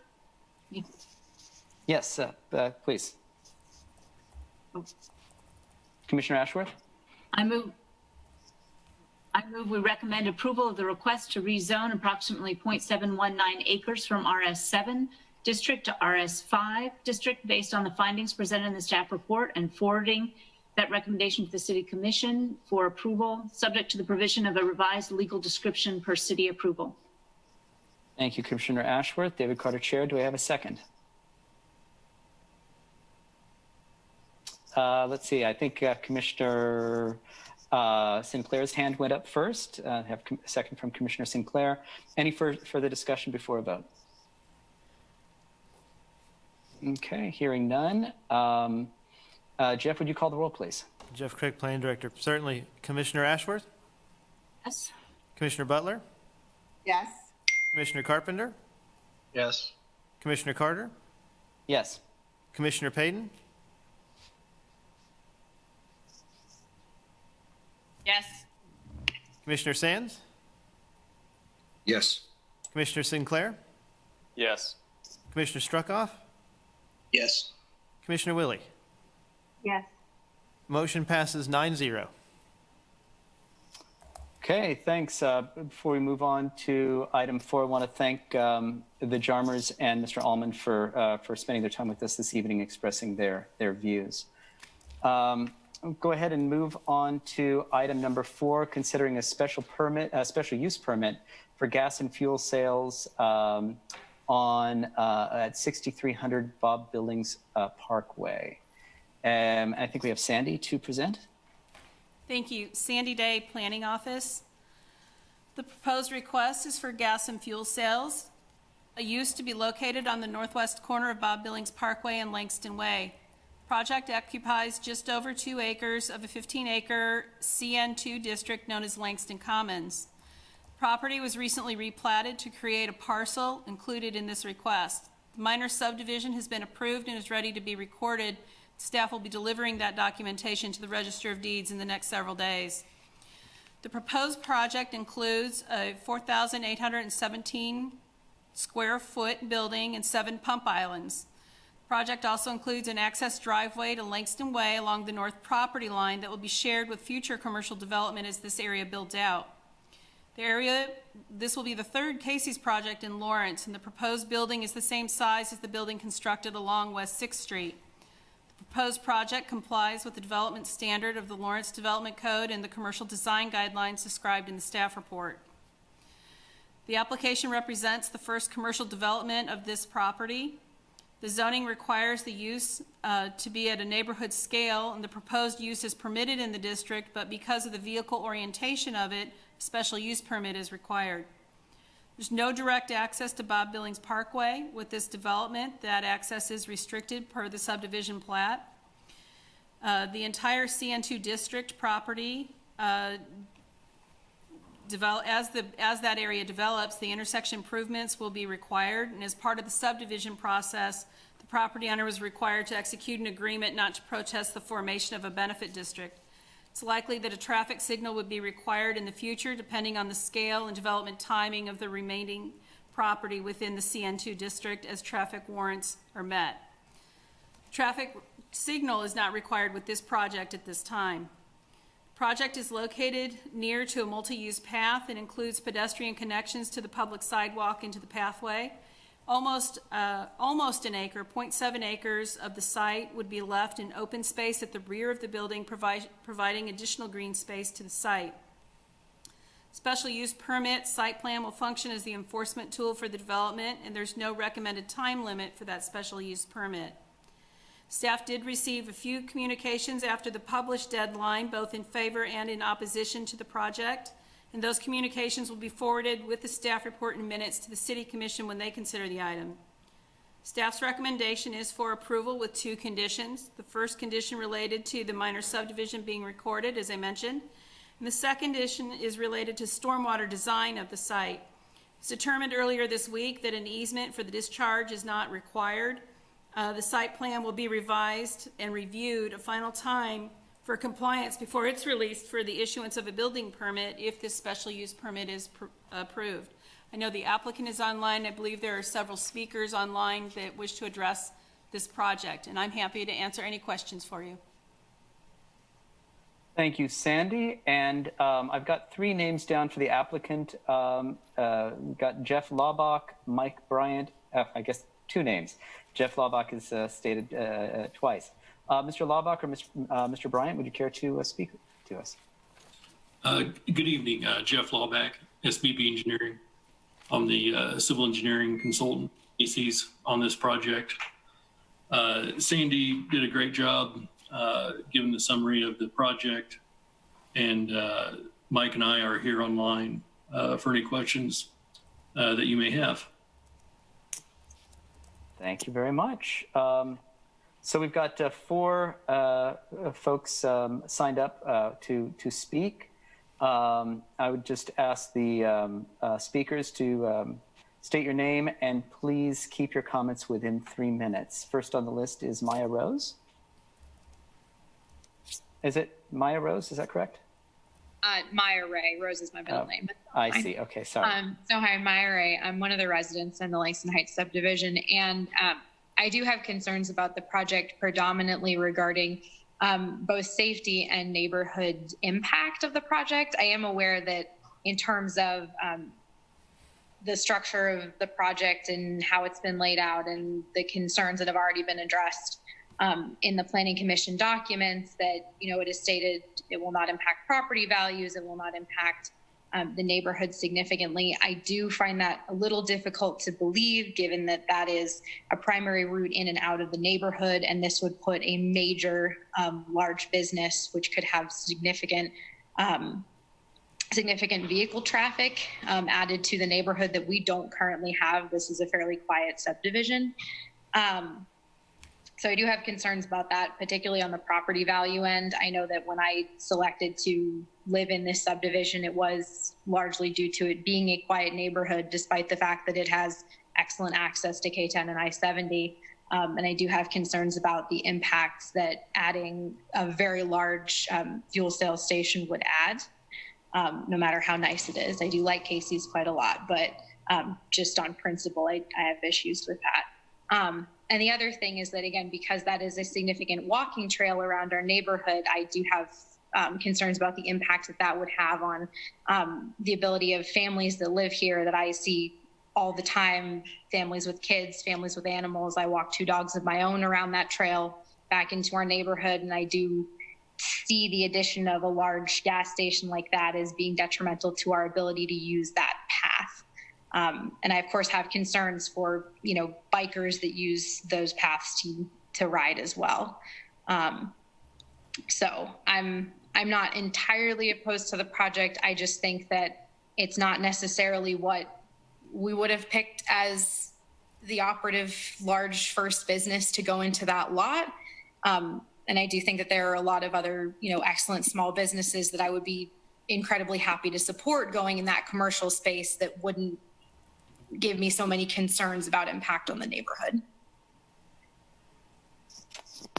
Thank you, Ms. Ray. And we may have some questions for you later. I also have Marcus Miller signed up to speak. Mr. Miller, are you there?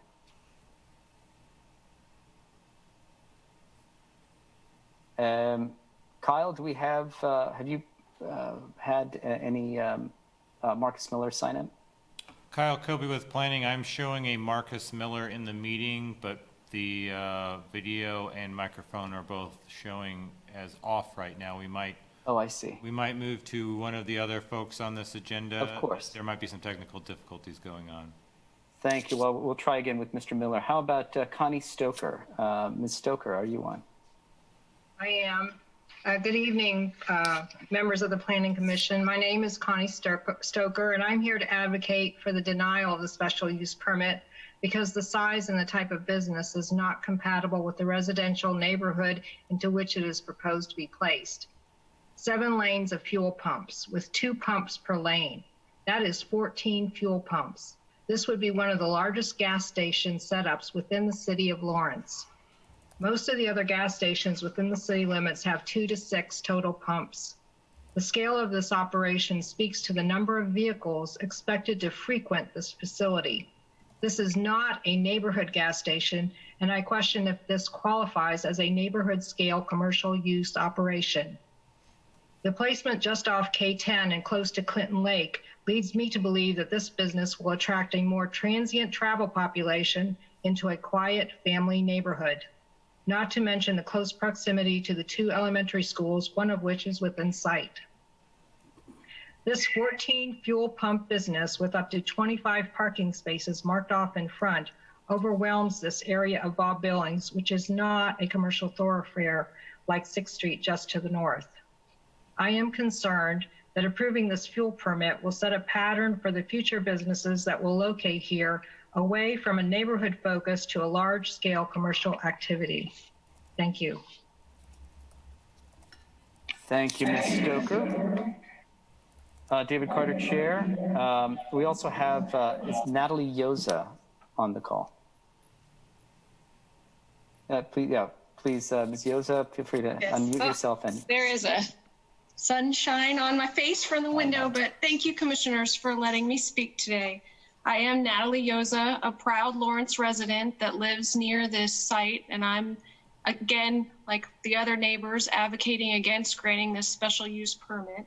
So when my husband and I bought our house, we specifically selected the area near Langston Hughes Elementary and George Williams Way because of the Bob Billings access. I commute to Topeka, my husband commutes to Olathe, and we need that K10 access to be easy for us, and a lot of our neighbors do, and it has been great since we've moved in. I'm also a cyclist, and I have a budding cyclist in my 5-year-old son, and we love the Lawrence Loop, and he loves going under that tunnel that goes through Bob Billings, and so he and I ride our bikes down Bob Billings, and it's already kind of a dangerous area for pedestrians and cyclists because there is a turn lane onto Langston Way, and so the bike path runs between the street on Bob Billings, then it's the bike path, and then it's the turn lane onto Langston Way. So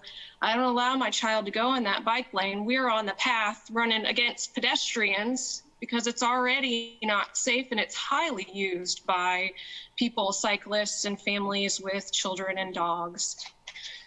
So I would sort of focus in on your staff report on page 6. Factor number 2 was whether the proposed use is compatible with adjacent uses in terms of scale, site design, operating characteristics, including hours of operation, traffic generation, lighting, noise, odor, dust and other external impacts. And all of my concerns really fall into this second factor. And I would say hours of operation, wow, it's 24 hours a day for those gas pumps. And the Casey's store operates from 5 a.m. until midnight. And that is not the sort of business that our quiet residential area would be supporting. If you look just up the street at Legends, the closest commercial businesses we have are like a dental office. And wouldn't that be nice as a commercial space there, but not a gas station.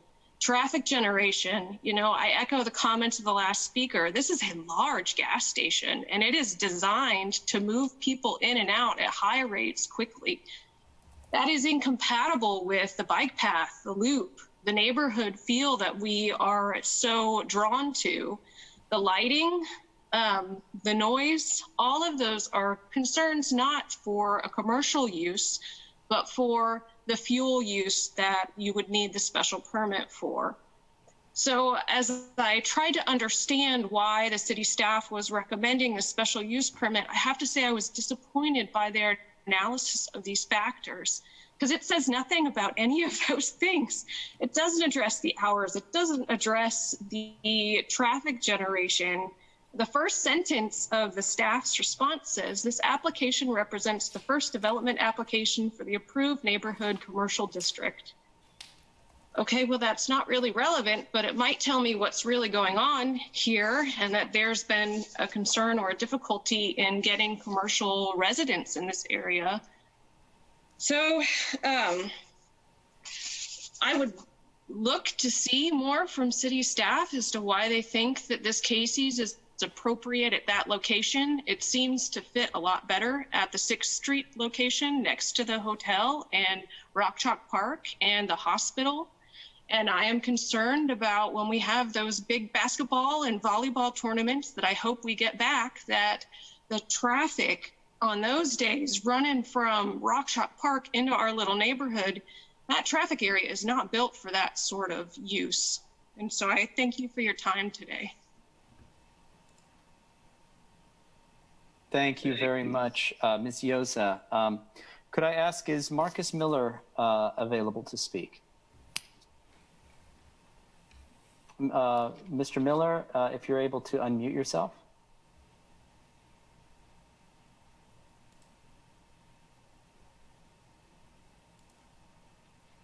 Kyle Kobe with planning. I'm still showing him in the meeting. I don't have any options to, I have to assume there's some degree of technical difficulty going on.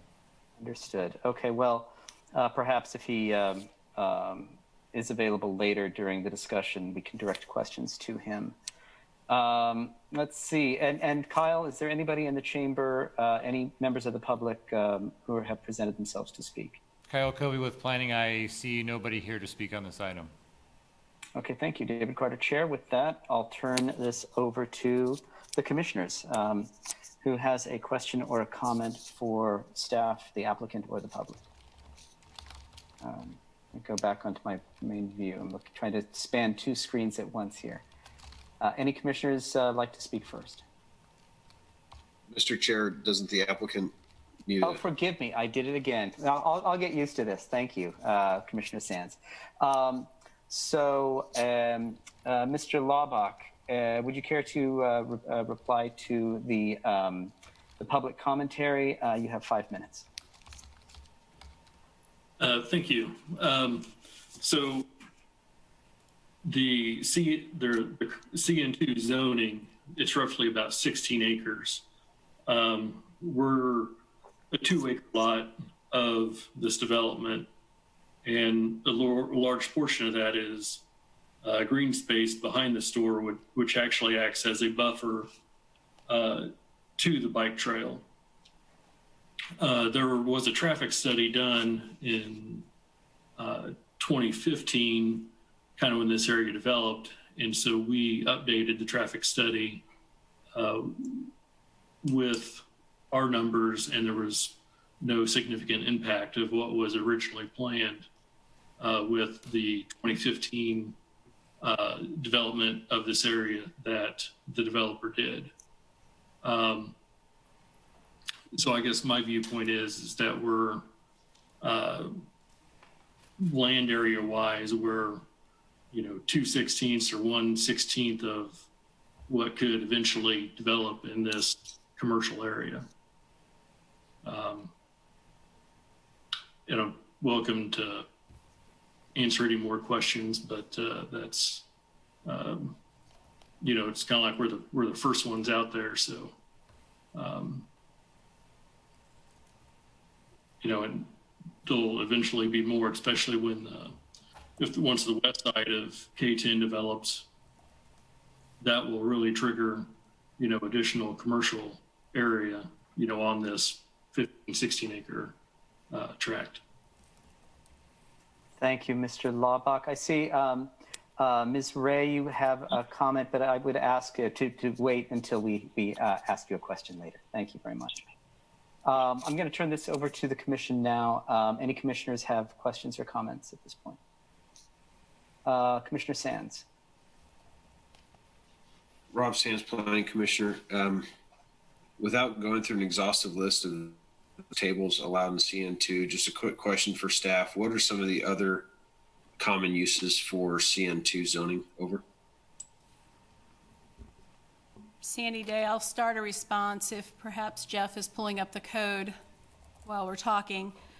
Certainly office types of uses, retail uses are allowed, a wide variety of those.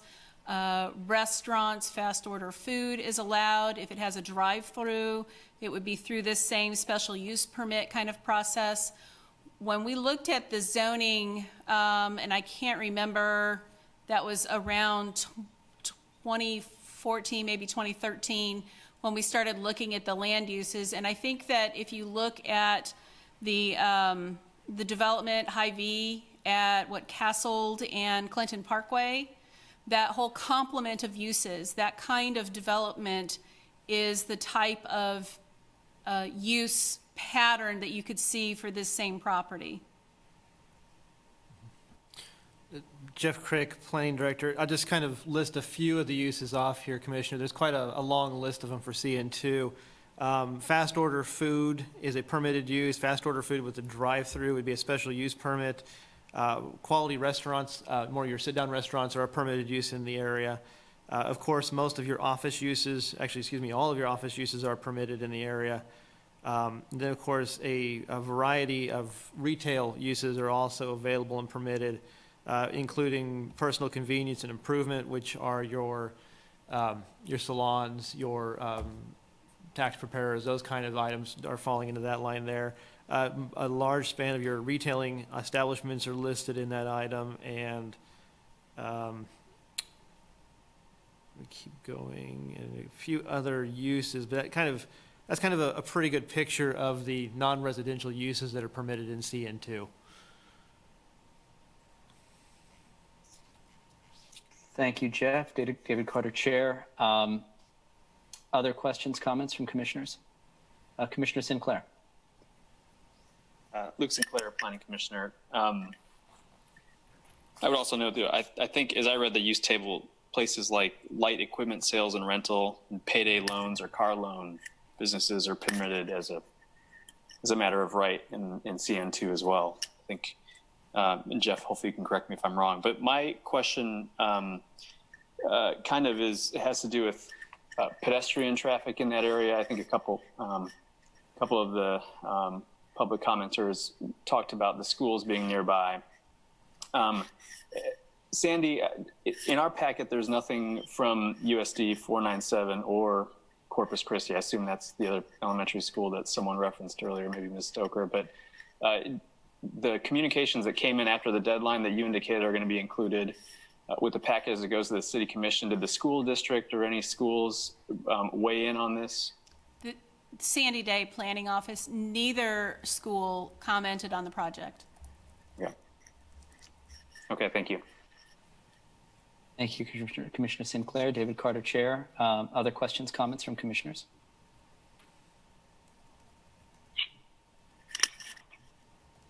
Commissioner Carpenter. Jim Carpenter, Planning Commission. I just had a quick question for the applicant. How does the size of this proposed Casey's compare to that that was recently constructed on 6th Street? Jeff Lawback, SBB Engineering. So this is the same prototype or same size that was built at 6 in Wisconsin. There are fewer pumps. I believe there was 20 fueling stations at 6 in Wisconsin, and there are 14 at this location. But the proto, which they call the 04, is the same prototype that's used at 6 in Wisconsin. And if I could have had a second question, I'm finding it hard to tell from the drawings that we have where the access points are. Could you describe, you undoubtedly have to have more than one access point, but where are those specifically going to be located in your current design? So there is no access on Bob Billings. There's just one access onto Langston Way. That's where our drive is located, which is approximately 300 feet from the intersection of Langston Way and Bob Billings.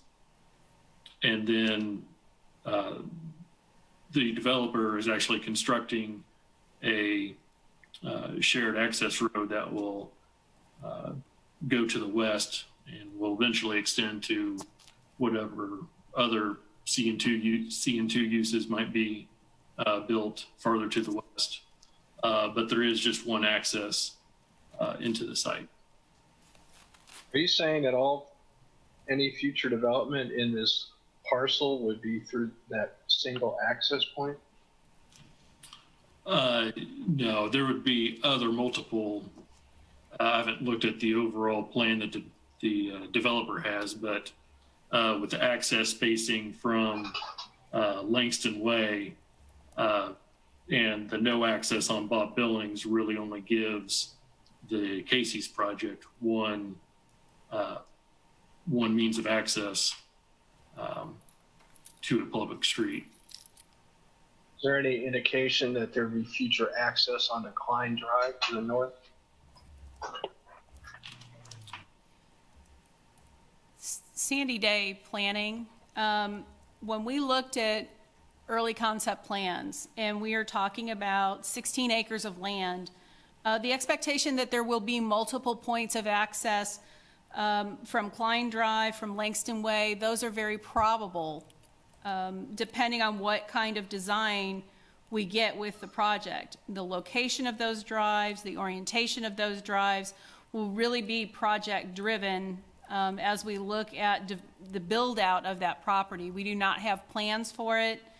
I don't know that the developer is on the line with us that represents the balance of the property. But I think it would depend on what kind of tenant they get. Were they to place a grocery store here? I'm not saying that there will be a grocery store, but that would have a different kind of access than, say, a standalone restaurant or a standalone multi-tenant retail building. So those are all future decisions that would be made. The idea that we would, again, look to be consolidating access points would certainly be part of that design review when an application comes in. Well, then a question to staff, Jim Carpenter, Planning Commissioner. I mean, we're talking about only one access to a gas station. Even the one on 6th Street has more than one access point, and I'm just speaking from a fire safety point right now. Usually the fire department requires more than one access point, so that's what I'm really getting to. Where is the additional emergency access for fire services should there be a problem? Sandy Day Planning, Fire reviewed this project, and direct access to Bob Billings Parkway is prohibited. So there's no opportunity to add access from that side of the property. Moving the access back from the intersection was a specific consideration, so that's where we see that first drive. As this property builds out, there may be opportunities to bring additional access internal to the development. But at this point in time, this is the only access drive to it, and it does comply with fire requirements for them to be able to get access to meet those building and fire requirements for the building.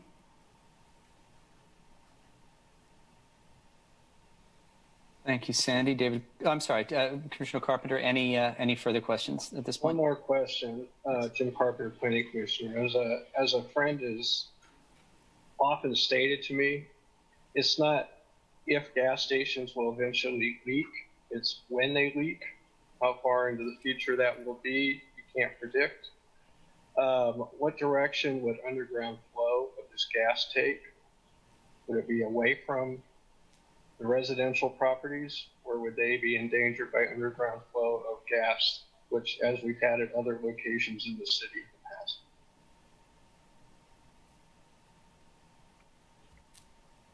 the past? Sandy, are you prepared to answer that question, or is that for Mr. Laubach? Sandy Day Planning, I would request that Jeff Laubach respond to that. Jeff Laubach. So everything from this area drains to the west towards the existing detention basin that was already constructed and sized for the residential development and for this commercial development. Do you know what the subsurface flow of water is at this location? I do not.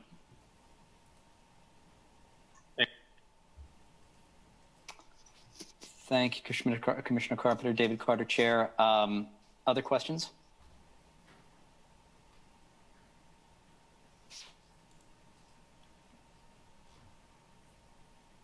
Commissioner Sinclair. Thanks. Luke Sinclair, Planning Commissioner. Mr. Laubach, I have a question for you. I can't find the page right now because my computer is being a little weird, but I recall seeing something about a landscape buffer being provided on the east and southern edges of the property. Was any thought given, if I'm right about that, was any thought given to having a buffer on the northern edge in consideration of the neighborhood to the north of the property?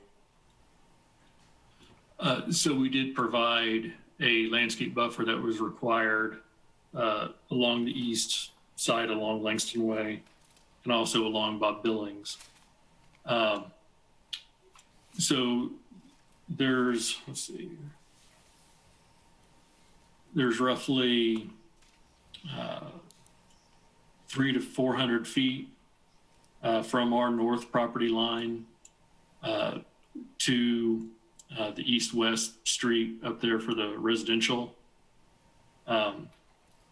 So as the commercial development builds out, I believe it would be that buffer on the north side that would provide that buffer to the residential.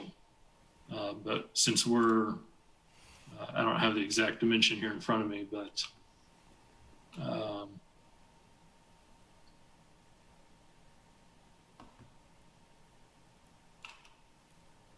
you know, roughly 300 feet away from Renaissance Drive, we didn't feel it was necessary to provide a buffer on the north side of our access road for it to one day be taken out with whatever future development might happen on the north side of our project.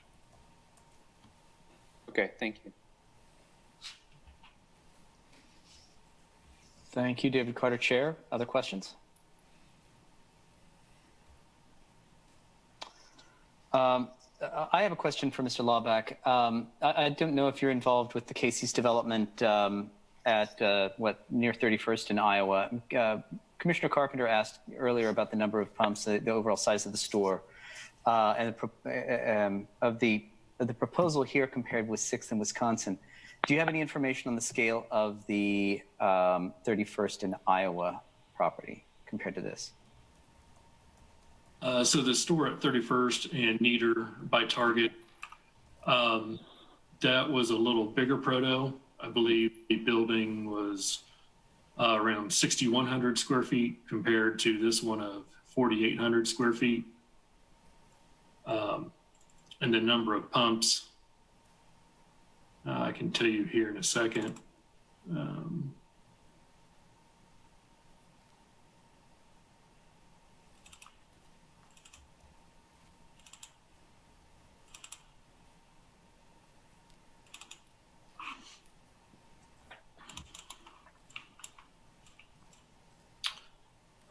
So that had 16 fueling stations. So this site is 14, so it's a little smaller. Okay, thank you very much. Yeah, just making the observation. I recognize the observations by residents that this is a large facility. It's certainly larger than the kinds of facilities that were maybe getting developed, 20, 30 years ago. It does seem to be consistent with the kinds of developments we're seeing, in more recent years. I'm sensitive to the increased traffic that any commercial development is going to bring, given the permitted uses already available under the existing zoning. I am skeptical that any successful commercial development in proximity to Clinton Lake and where this lies between both 6th and Clinton Parkway is not going to bring some increase of transient traffic. So at this point, I'm a little torn, but I'm very interested in hearing any other questions or comments that other commissioners have at this point. Commissioner Carter, this is Commissioner Butler. I have a couple of questions, if I may. Please, Commissioner Butler. Mrs. Yoza had mentioned on page 6 when we were looking at factor 2, when it talks about whether the proposal is compatible with adjacent uses. Mrs. Yoza, was your question in relation to when you talk about compatible, are you talking about the neighborhood or this commercial piece of property?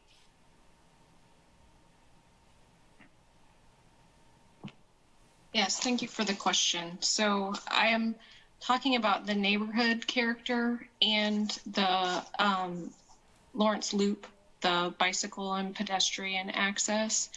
So this Casey's location would be different than the other two that we just talked about, because we don't have anything near this in that area. And so I don't know if I've answered your question, but I would say I still don't understand sort of the rationale as to how a 24-hour-a-day business fits that quiet residential neighborhood.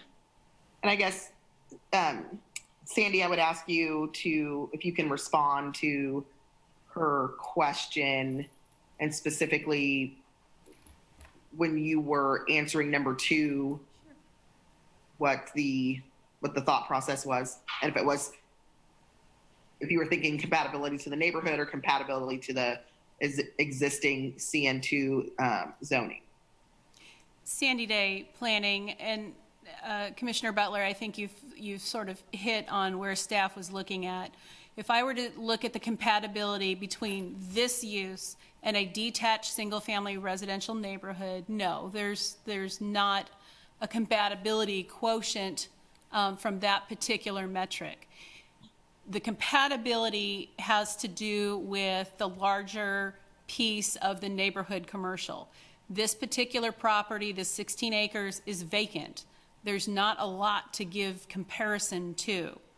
The expectation, the development expectation of the zoning throughout all of those early planning discussions when we first looked at this area through the zoning and the platting was neighborhood commercial, and this kind of use was discussed at the neighborhood level. Now, that was obviously before residents were physically living there, so that does change that dynamic. This particular project, being the first one in the door, certainly has the highest level of trying to meet that compatibility test. the expectation that as that property builds out with comparable uses, that the compatibility starts to make more of a formation.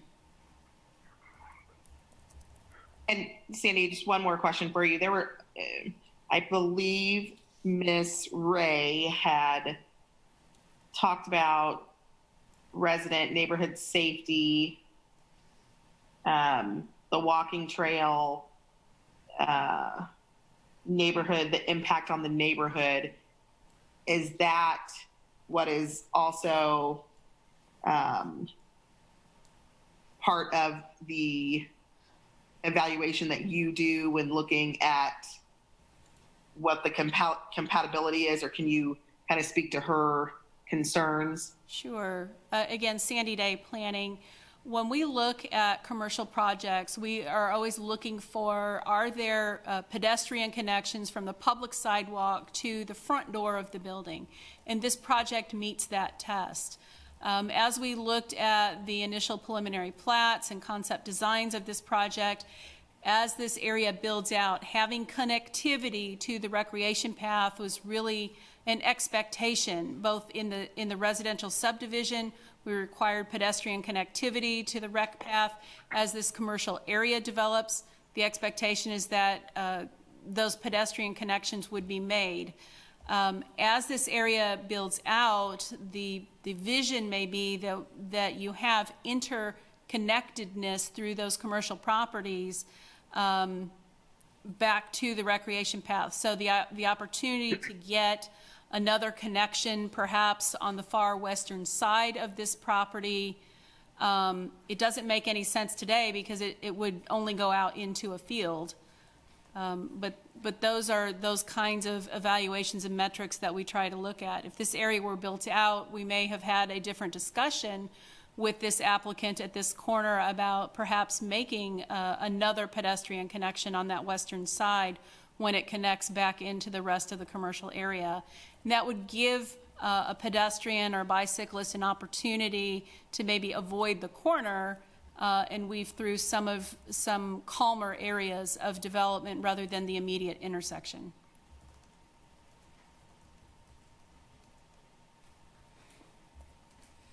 Thank you, Sandy. David Carter, Chair. Commissioner Butler, any follow-up questions? Not at this time, sir. Okay, thank you. Any other questions, comments from commissioners? Commissioner Pavement. Yeah. I do have some concerns on that. I think there are good pedestrian connections, but when I look at the scale of that kind of development, I don't really think it's a pedestrian scale. So, I mean, if you look at the cases on 6th Street, pedestrians certainly can use it, but I guess that's one of the concerns when I look at a development like this that's definitely car-oriented and on a scale that's not really neighborhood sized. It's not really seeking to serve just the neighborhood. I think that would be my concern about this particular kind of development or the gas station specifically. I'm sorry, I didn't mean to interrupt you, Commissioner Payton. You said it? Okay, thank you. David Carter, Chair. Other questions, comments from commissioners? Anyone in a position to make a motion?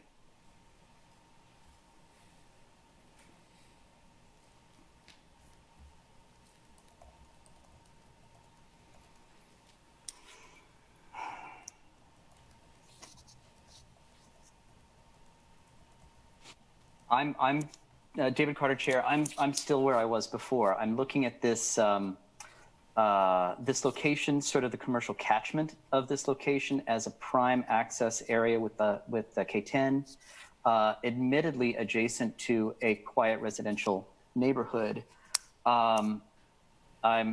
I remember that when this was first developed, there was no access to K10. This interchange didn't exist, and as this neighborhood began growing out, the this road either ended, I think it ended in a frontage road. So it's difficult for me to reconcile the positive externality of prime highway access with the negative externality of increased traffic from people on that highway. Again,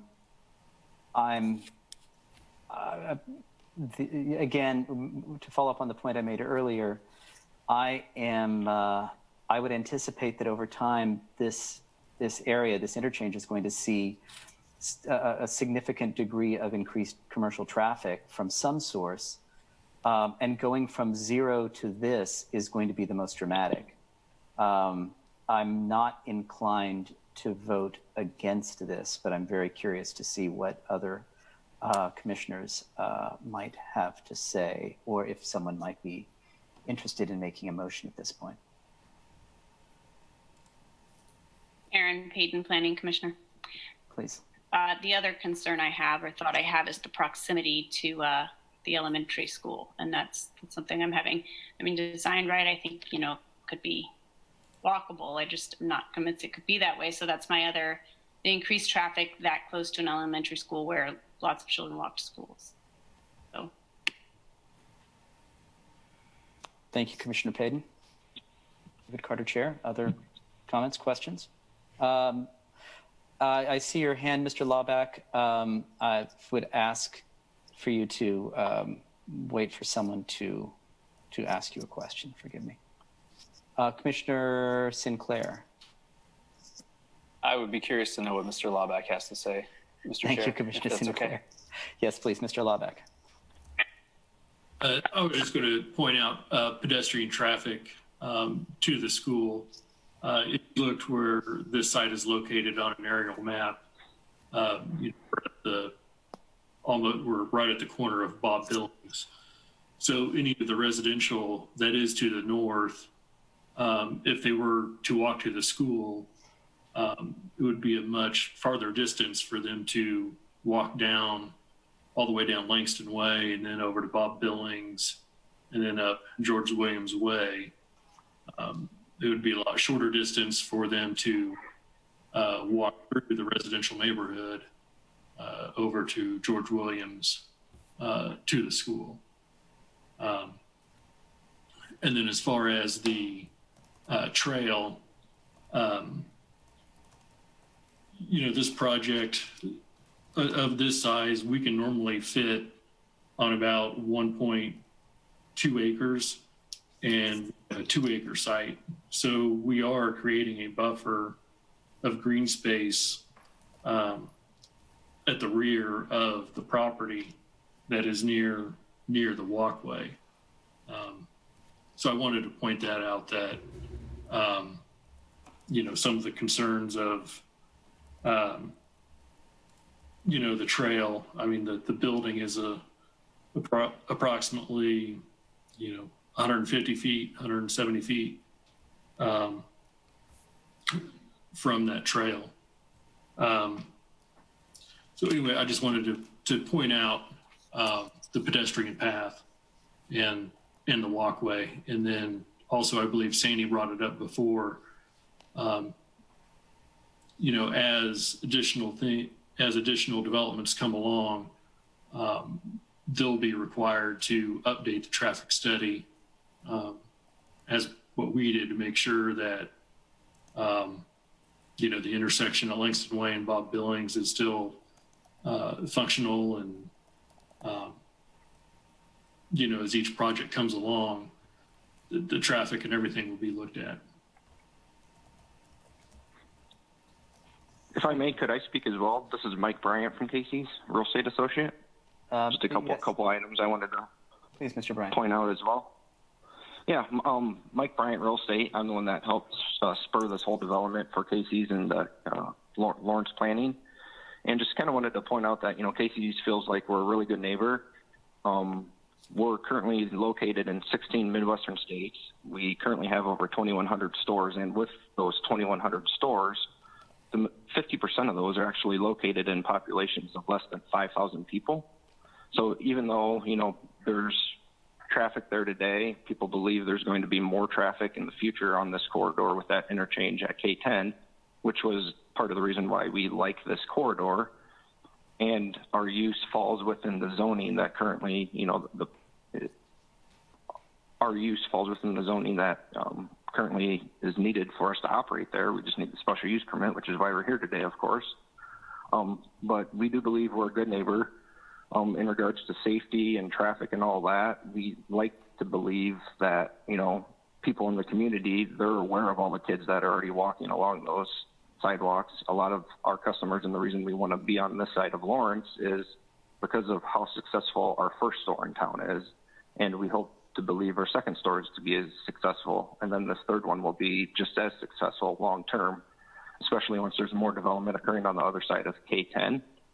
So I just kind of wanted to point out that a couple other items, I probably should have brought this up earlier, regarding to convenience stores decreasing values or, just lowering property values because of residential properties. There's no specific study actually out there stating that. It's just a lot of opinions in regards to, realtors and homeowners and all of that. And there's actually legal rulings in Middlesex, Connecticut back in 2007 from their Supreme Court stating that any project that actually would in fact improve property values along that corridor and just improve the general corridor itself will help keep the neighborhood safe with our lighting, with our customers, and with guests, and all that as well. So, and then just as everyone knows, with the gas stations generally are the first ones into a development, and then with that there's future development that usually occurs once there's, it's kind of like a domino effect. So with that being said, unfortunately, some residential homeowners to the north, we still believe that long term they'll be some of our best customers once we own and operate at that location. So just kind of wanted to point out a few of those things, and we look forward to hopefully having a successful approval here. Thank you, Mr. Bryant. David Carter, Chair. I'd like to hear from other commissioners. I think we've gathered a lot of information. Commissioner Willie. Mr. Chair, since we heard from Mr. Bryant, can we also hear back from Ms. Ray, who had indicated earlier that she has something to say, if you still do? That is a valid observation. Thank you, Commissioner. Ms. Ray? Thank you, Ms. Willie. I appreciate it. Ms. Maurer. I'm concerned with the comparison between cases, entering into even, smaller towns in the Midwest where we're talking about populations in thousands, where, myself and I think my fellow residents in the neighborhood are talking about the impact on, admittedly, population of hundreds. And to pull that comparison that, we're looking to talk about business, again, from K10, we acknowledge that, yes, that is a commercially zoned area. We're eventually going to see businesses there. But as Mr. Carter pointed out, I think it's a very different thing to discuss the additional traffic that the introduction of some small businesses or, small buildings would provide as compared to a substantial fueling station. And I also wanted to point out that in talking about pedestrian traffic, that Langston Hughes Elementary, again, isn't the only school that would be talking about. And admittedly, that it would be more of a roundabout way to get to Langston Hughes Elementary. But if there are residents in the neighborhood who are taking children to Corpus Christi, they are in essence forced to go directly past the gas station using that pedestrian path, or they are forced to go all the way around the neighborhood in order to get to Corpus Christi without passing by that potential development. So there's just kind of concerns that have been brought up through the discussion. Thank you, Ms. Ray. Appreciate it.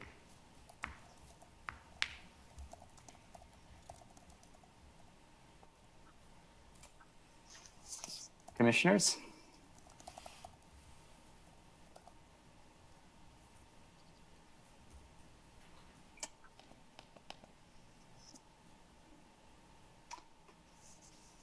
Commissioner Struckoff. Eric Struckoff, Planning Commissioner. I am a little bit torn right now. I'm not inclined to vote against it, echoing the words of Chair Carter. I am a little bit concerned about the lack of alternative access points to Langston Hughes from the west, and this has been an issue in the past. We talked about some other developments to the north,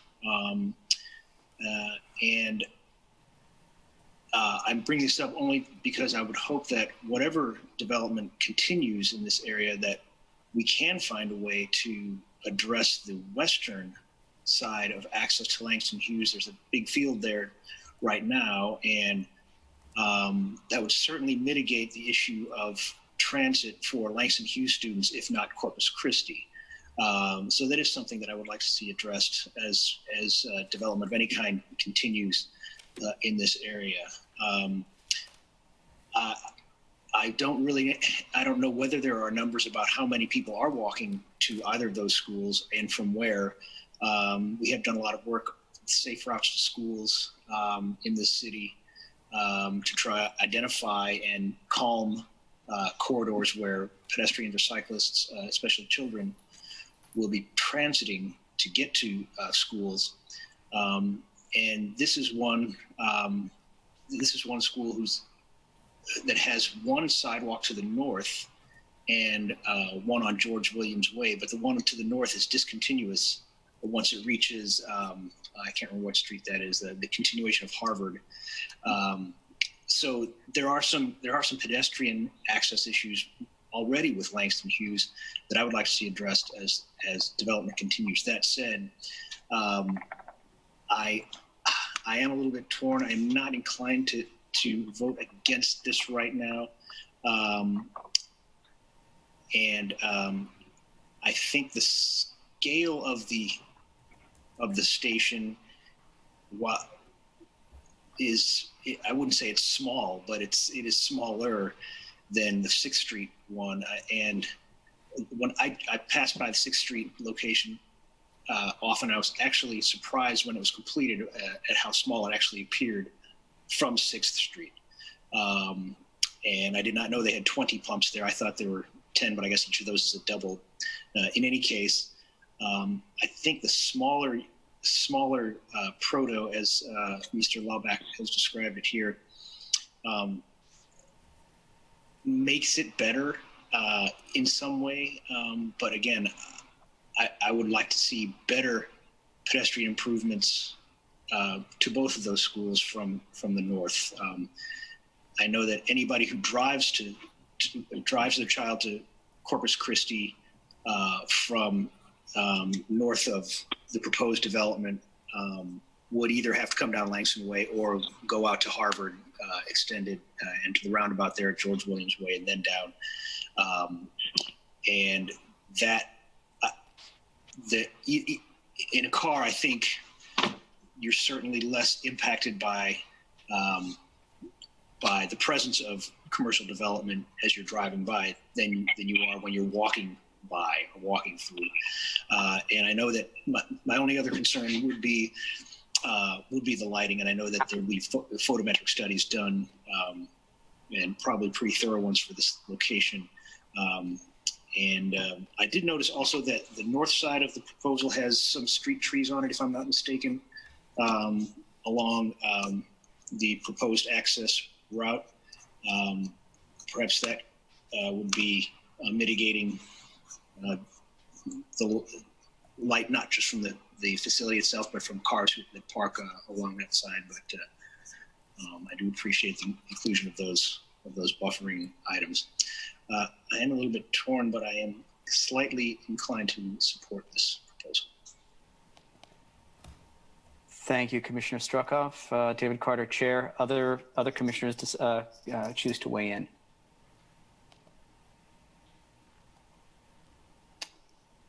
I would just like to ask a clarifying question to staff. Should this request be approved, can you clarify what the next steps are beyond the recommendation to City Commission? What would be the next development steps in terms of site review and the like?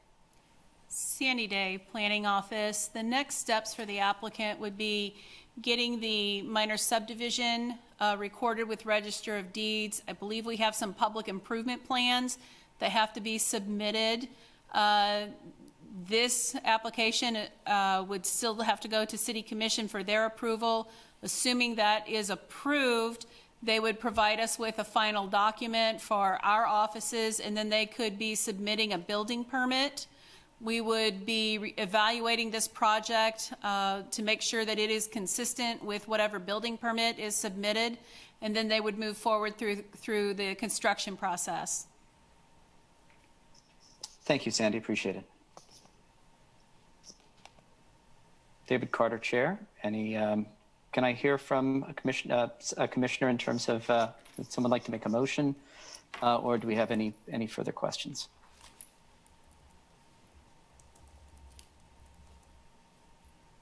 Commissioner Sinclair.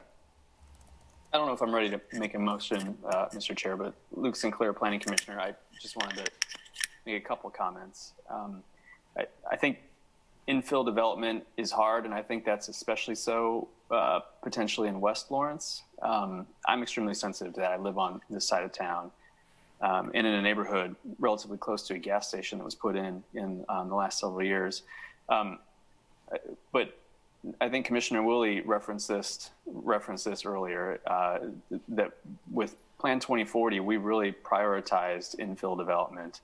And I know in the past, a lot of discussion has been made of putting neighborhood commercial in areas that the neighbors wouldn't necessarily want it.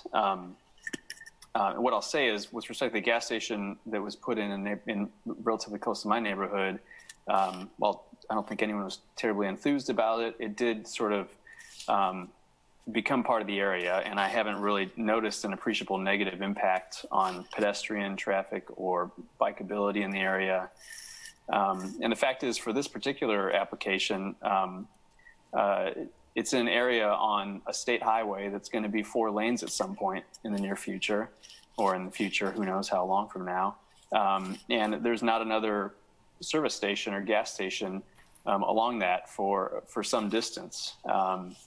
And I also think, our discussion early on about the other uses as a right in CN2, I think there is something is going to go in there, and it's not necessarily going to be desirable, and it's not going to be anything that the neighbors will be able to do anything about.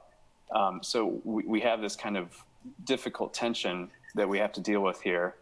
And so I too am not terribly concerned about this, but I think the scale is an issue for me. And furthermore, I don't have a lot of clarity on, from what I've heard so far, about the impact that it will have on kids walking to school. I guess one way or the other. And because of that, I have a little bit hesitation voting for it. I don't know if there's any way to figure out if there's a way to figure out trends and foot traffic for children, and if this really will impact that and cause any danger. And so that's kind of where I am on this. And if I were to vote against it, I guess it would be maybe to signal that it'd be nice to have that sort of discussion. If there's any way to quantify that sort of risk, I guess, of exposing school kids to more traffic or anything of that nature. Now, with that said, I don't really have any concerns about sort of dangerous transient people coming in a gas station that will be causing risk to children. I think that's sort of one of those things that it sounds scary, and I'm not terribly certain there's really any support for anything like that. But those are my thoughts, and I'm sort of on the fence, but I'm going to have to decide at some point when someone makes a motion. Thank you, Commissioner Sinclair. David Carter, Chair. Anyone else? We've heard from at least 3 commissioners at this point.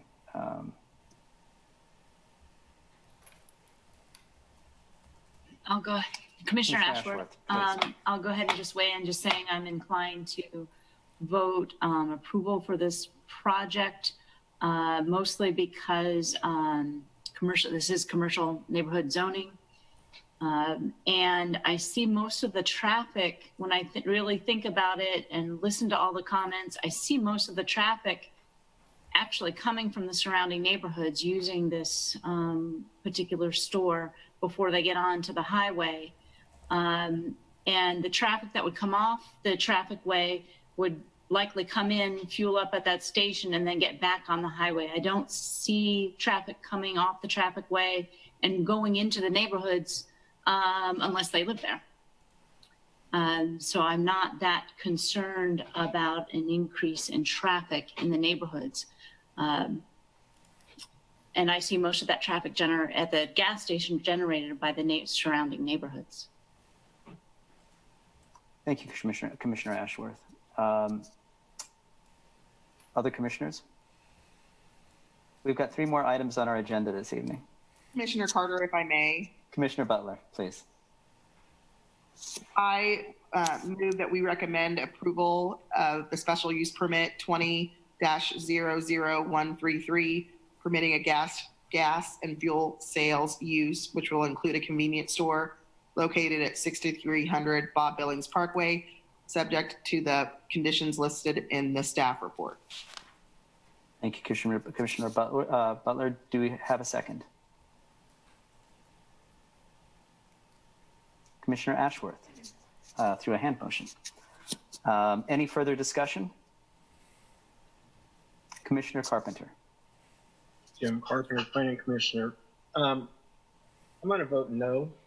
I agree that this use is compatible with the zoning. I don't think it's going to have a huge impact on the neighborhood. I'm not satisfied with the access answers or the answers to my safety questions. Commissioner Sinclair has also brought up some issues that relate to safety. I don't feel that this is an item that should go through and just end up on the City Commission consent agenda without the opportunity for public comment, especially if we're still using Zoom meetings. Their only public comment is further limited than otherwise. So I believe that there are some issues about the project that deserve further conversation with the City Commission and consideration by the City Commission before final approval of the SUP. In the past, I've voted in favor of the other 2 Casey stores. They've always followed all the rules of Lawrence without trying to change it. They've been very good neighbors. I appreciate they have the additional area to use for buffer on this. I just want further discussion at the City Commission level before there's a final approval. And that is the reason I'll be voting no, to signal that there has to be some discussion at that level of the government before we get final approval. Thank you, Commissioner Carpenter. David Carter, Chair. Any further discussion before we go to a vote? Commissioner Struckhoff. Eric Struckhoff, Planning Commissioner. I agree with Commissioner Carpenter's concerns. However, I am still going to vote to approve, but I would appreciate further discussion of the items Commissioner Carpenter and Commissioner Sinclair have brought up at the City Commission level. Thank you, Commissioner Struckhoff. David Carter, Chair. Anything else before we go to a vote? Okay, with that, oh, I'm sorry, Commissioner Ashworth, did you? No, okay. With that, Jeff, could I ask you to call the roll, please? Jeff Crick, Planning Director. Certainly. Commissioner Ashworth? Yes. Commissioner Butler? Yes. Commissioner Carpenter? No. Commissioner Carter? Yes. Commissioner Payden? No. Commissioner Sands? Yes. Commissioner Sinclair? No. Commissioner Struckhoff? Yes. Commissioner Willie? Yes. Motion passes 6-3. Thank you, Jeff, and thanks to all the members of the public who came out this evening. Your participation is sincerely appreciated. Before we go on to item 5, I would like to propose that we take a 10-minute break and resume from there. Any objections? Okay, let's reconvene at 9:14. Thank you.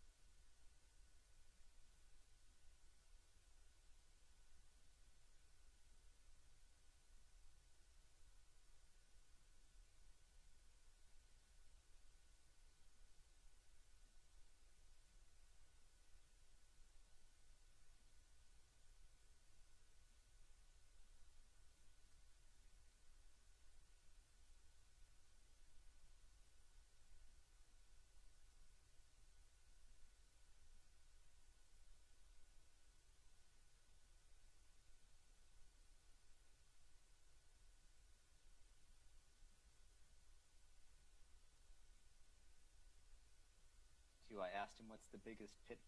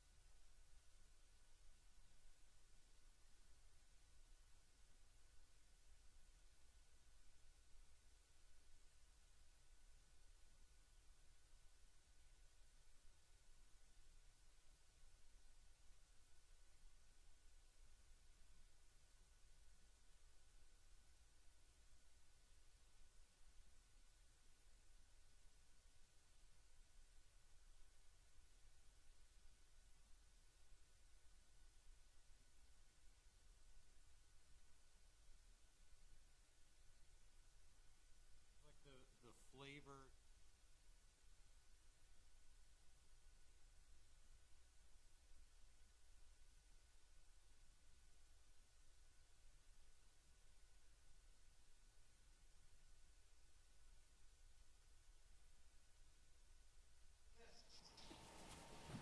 Two seconds, whenever you go.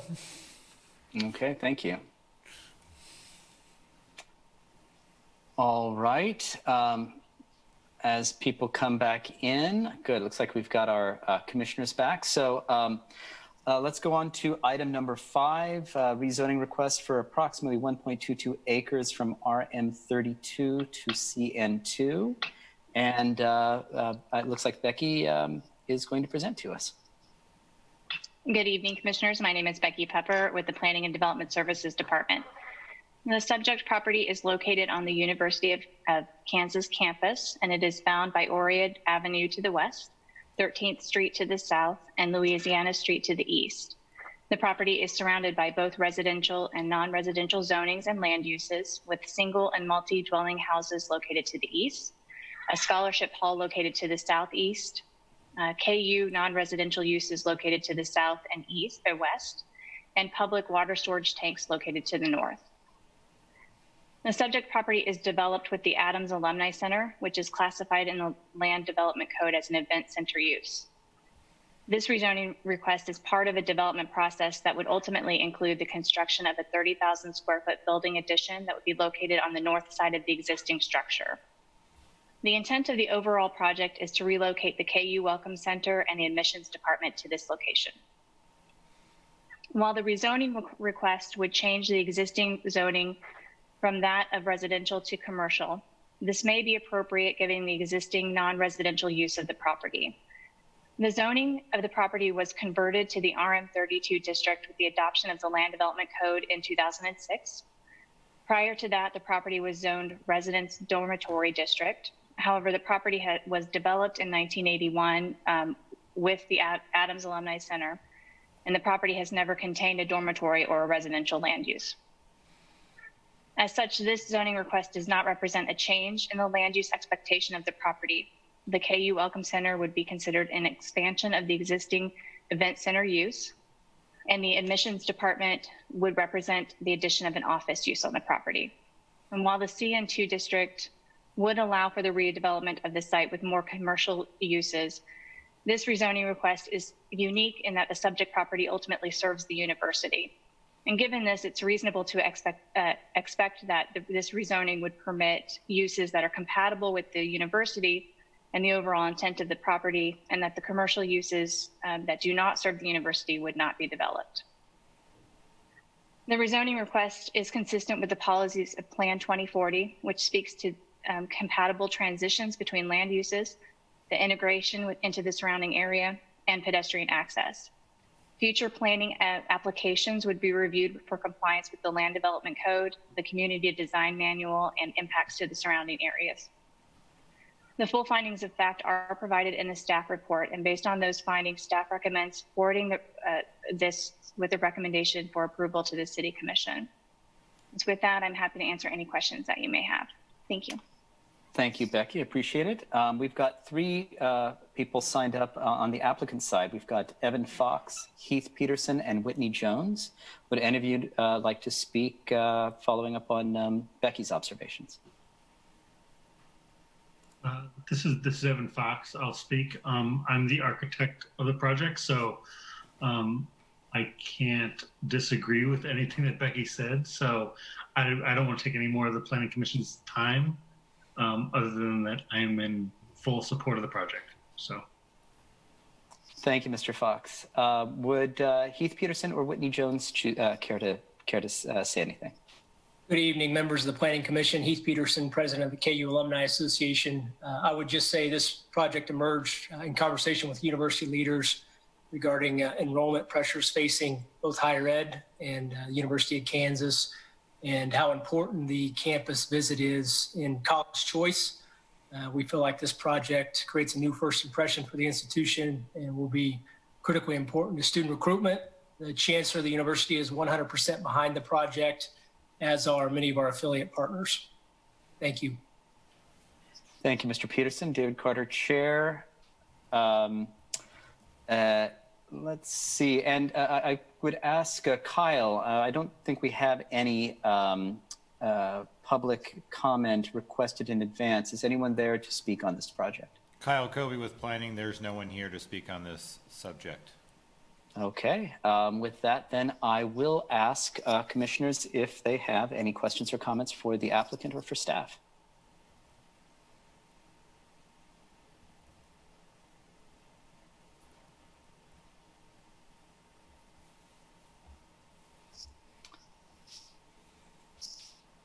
I guess then, David Carter, Chair, I would like to just direct a question to staff. The staff report mentions that this project does not participate in, I'm looking for the specific term that's used, the KU City Land Use Agreement. Can you elaborate a little bit on the significance of that fact, please? This is Becky Pepper with the Planning Department, and I'll let Jeff answer after me if he has probably has more details to provide.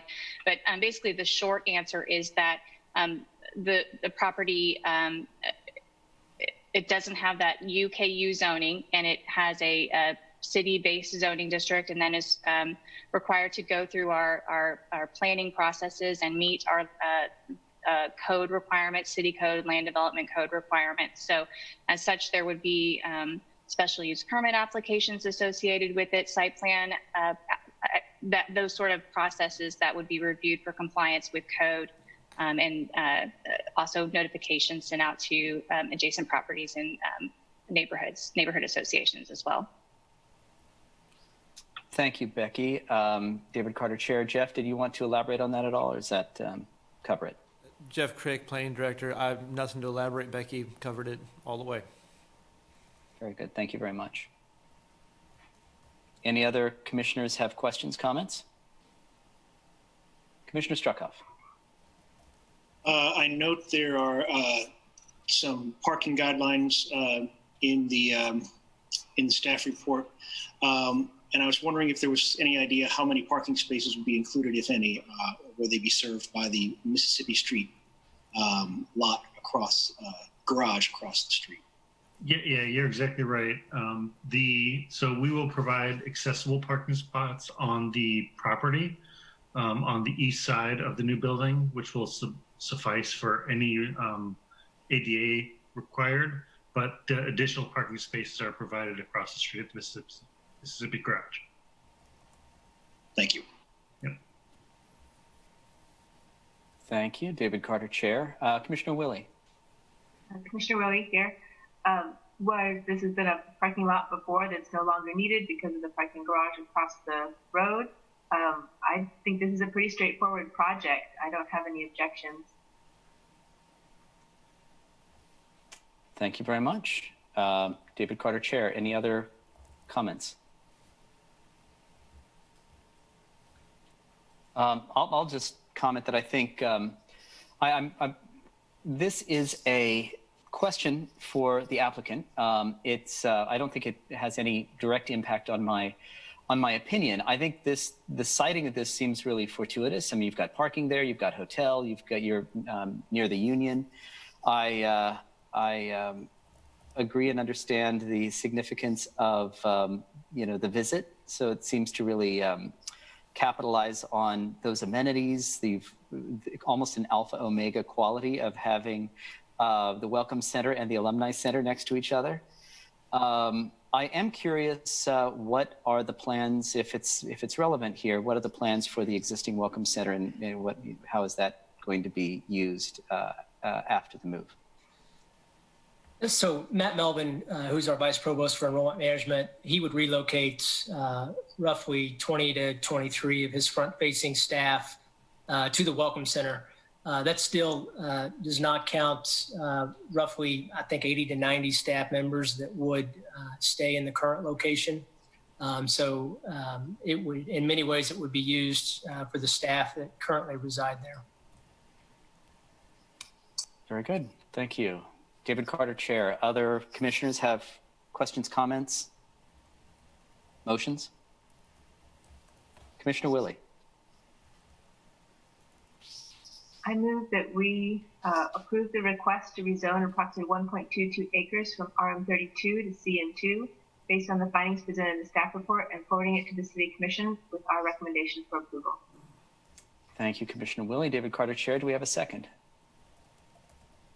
Oh, gosh, that's tough. Commissioner Sinclair with a hand motion. Any further discussion before we go to a vote? Okay, thanks. Jeff, could I ask you to call the roll, please? Jeff Crick, Planning Director. Certainly. Commissioner Ashworth? Yes. Commissioner Butler? Yes. Commissioner Carpenter? Yes. Commissioner Carter? Yes. Commissioner Payton? Yes. Commissioner Sands? Sorry, trying to get off mute. Yes. Commissioner Sinclair? Yes. Commissioner Struckoff? Yes. Commissioner Willie? Yes. Motion passes 9-0. All right, thank you very much. Quick and easy. And with that, that takes us to item number 6, zoning request for approximately 46.44 acres from AG1 to AG2. And I believe Mary is going to present for us. Hi, Mary, I think you're on mute.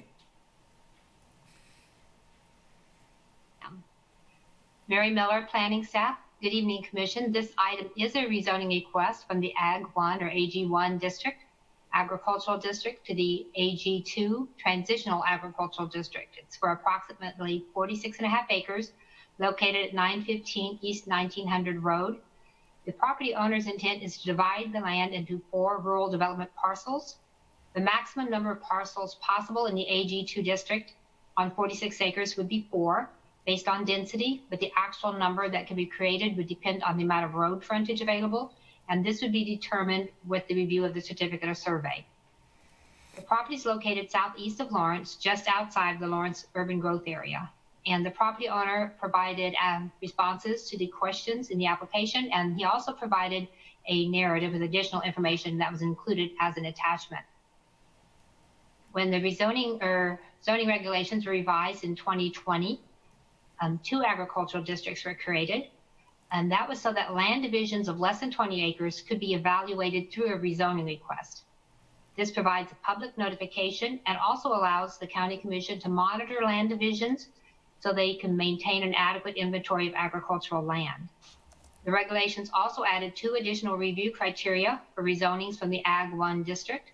One is the review of the land for the suitability for agricultural uses, and the other is to review the rezoning request for the impact on environmentally sensitive lands.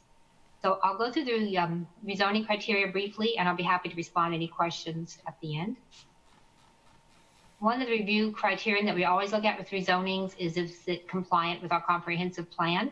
Plan 2040 has a few recommendations about agricultural land conversion. It does recommend that it be minimized, that high quality ag lands be maintained. It also recommends that housing opportunities be provided while maintaining the rural character. I'll discuss these factors throughout the review, and I'll come back to the comprehensive plan at the end of this presentation. One criteria that we look at is the surrounding zoning and land uses, and you'll see in the staff report there's a graphic. It shows that the area is the property is located in an area that's been developed and divided with residences. It is bounded on the east and the south by Ag 2 zoning that's developed with residential uses, and is bounded on the west and the north with Ag 1 zoning, and that land is used for agriculture. The proposed rezoning and land division would be compatible with the surrounding existing zoning and land uses. Another golden factor review is the character of the area. This area contains a mix of agricultural and residential uses. Ag 2 zoning and residential uses are more dense on the east side of East 1900 Road, north of 900 Road, and on the west side when you're south of the road. There is a higher density residential development further to the east on North 900 Road. That's in a platted subdivision. And some of the Ag 2 properties in the area, and these would be directly south of the subject property, contain both residential and agricultural uses. East 1900 Road is classified as a minor arterial, and it provides access to North 1000 Road to the south, which is a principal arterial. We did receive public comment regarding the additional residential development's potential impact on traffic on East 1900 Road. This comment was forwarded to the county engineer, who indicated that the existing road network is capable of handling the added traffic from the proposed development. He also noted that the access points for the new development would need to comply with the county access management standards. The table on page 6 of the staff report notes the number of parcels in each quadrant of the area, and that's with each quadrant being 1 square mile and the subject property being the approximate center. That is less than 20 acres and then is zoned Ag 2. And then the percentage of the quadrant that is made of this zoning.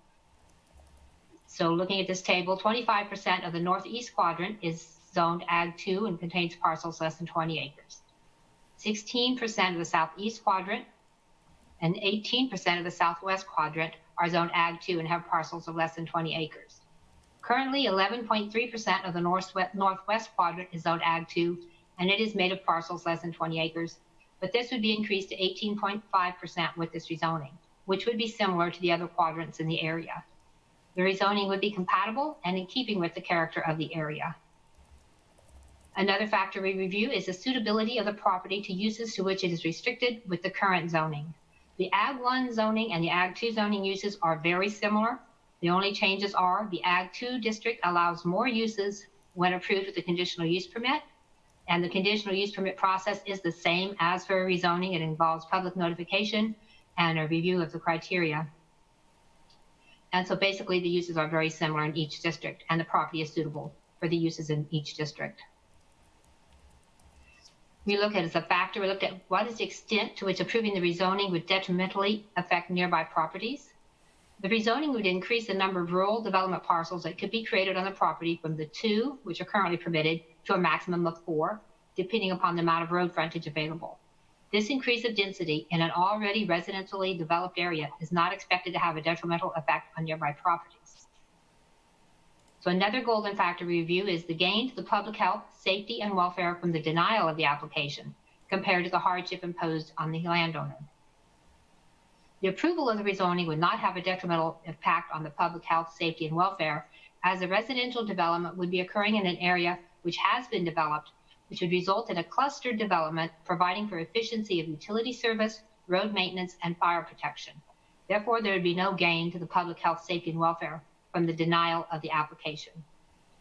And so we'll look at the newer criteria that are just for rezonings from the Ag 1 district, and one of those is the impact on environmentally sensitive lands. This property does contain environmentally sensitive lands in the form of prime farmland, wetlands, and steep slopes, as shown in Figure 4 of the staff report. For land divisions outside of the urban growth area, the subdivision regulations require that environmentally sensitive lands be placed outside the building envelope, up to a maximum of 40% of the site. Additional areas can be protected by being placed outside of the envelope, but that is the maximum amount that can be required to be kept out of the envelope. Much of the prime farmland should be able to be kept out of the building envelope and kept available for small-scale agriculture, such as niche farming or gardening.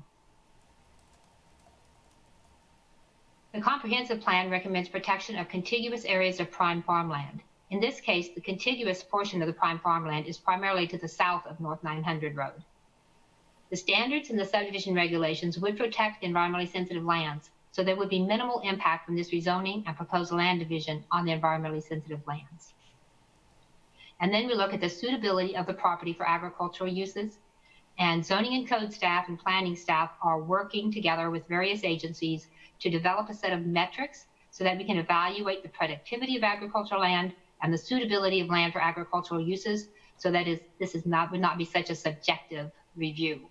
The Natural Resource Conservation Service is providing data and guidance, and also staff is working with other counties that have established a LISA system, that's a land evaluation and site assessment. And the thing is, we can take what they've done, but we need to convert it to apply to Douglas County. We need to tailor the metrics. Some of the counties are more rangeland. They all have different things that they look at as what's important. One county actually looks at, is sanitary sewer available? In Douglas County, if it was available, you'd be annexing. So we're trying to look at theirs and tailor them to fit Douglas County. We hope to have this system in place shortly. And with this, using GIS data, a site can be selected and a suitability for agricultural uses rating could be produced. And this tool would be very helpful with pre-application meetings, as we could let applicants know early if the meeting this criterion might be a challenge. So we're working through this review manually now and collecting feedback as part of the process for establishing the LISA or other land evaluation system that the county adopts. So page 10 of the staff report shows a soil map of the property, which pretty much correlates with our prime farmlands. Figure 7 on page 11 shows the NRCS Commodity Productivity Index for the property. And this is being shown for illustration purposes at this point, but our intent is to eventually assign scores to the various index values and use these in the evaluation of the factor. This property is not part of a large contiguous agricultural area. The property is suitable for agricultural production, but this production could occur either as larger scale commodity farming with the AG1 zoning or a smaller scale niche farming with the Ag2 district. And so that brings us back to looking at a conformance with the comprehensive plan. This rezoning request would comply with the recommendations in the comprehensive plan, as it would allow the protection of prime farmland on the property and provide housing opportunities while maintaining the rural character of the area.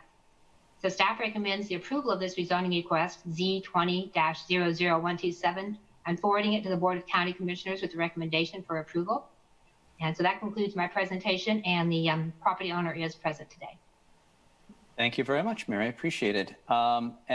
We've got Dirk Hansen. Mr. Hansen, would you care to speak? Good evening, Commissioners. I appreciate your service.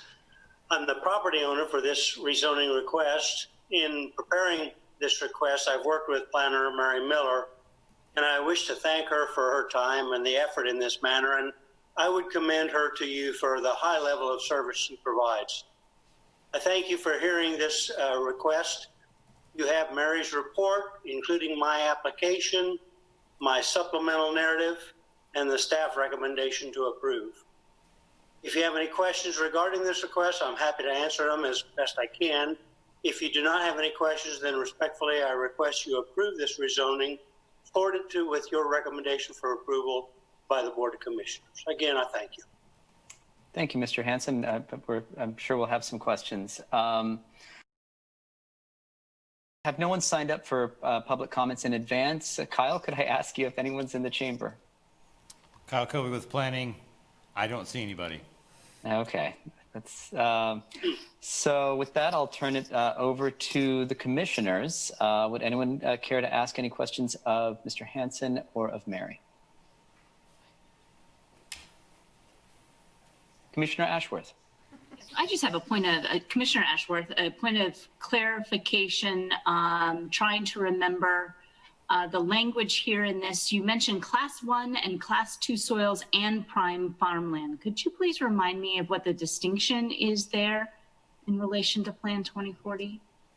I can give you a general description. What I know is that comprehensive plan refers to high quality agricultural soils, and those are defined as Class 1 and Class 2. And so they have some specific features or characteristics that make them really good soils. But then the natural Resource Conservation Services did another study, and Karen may be able to explain this much better than me, but they said, no, there's more soils that are really very prime. Maybe they're not class 1 and class 2, but they're still very good agricultural soils that should be protected.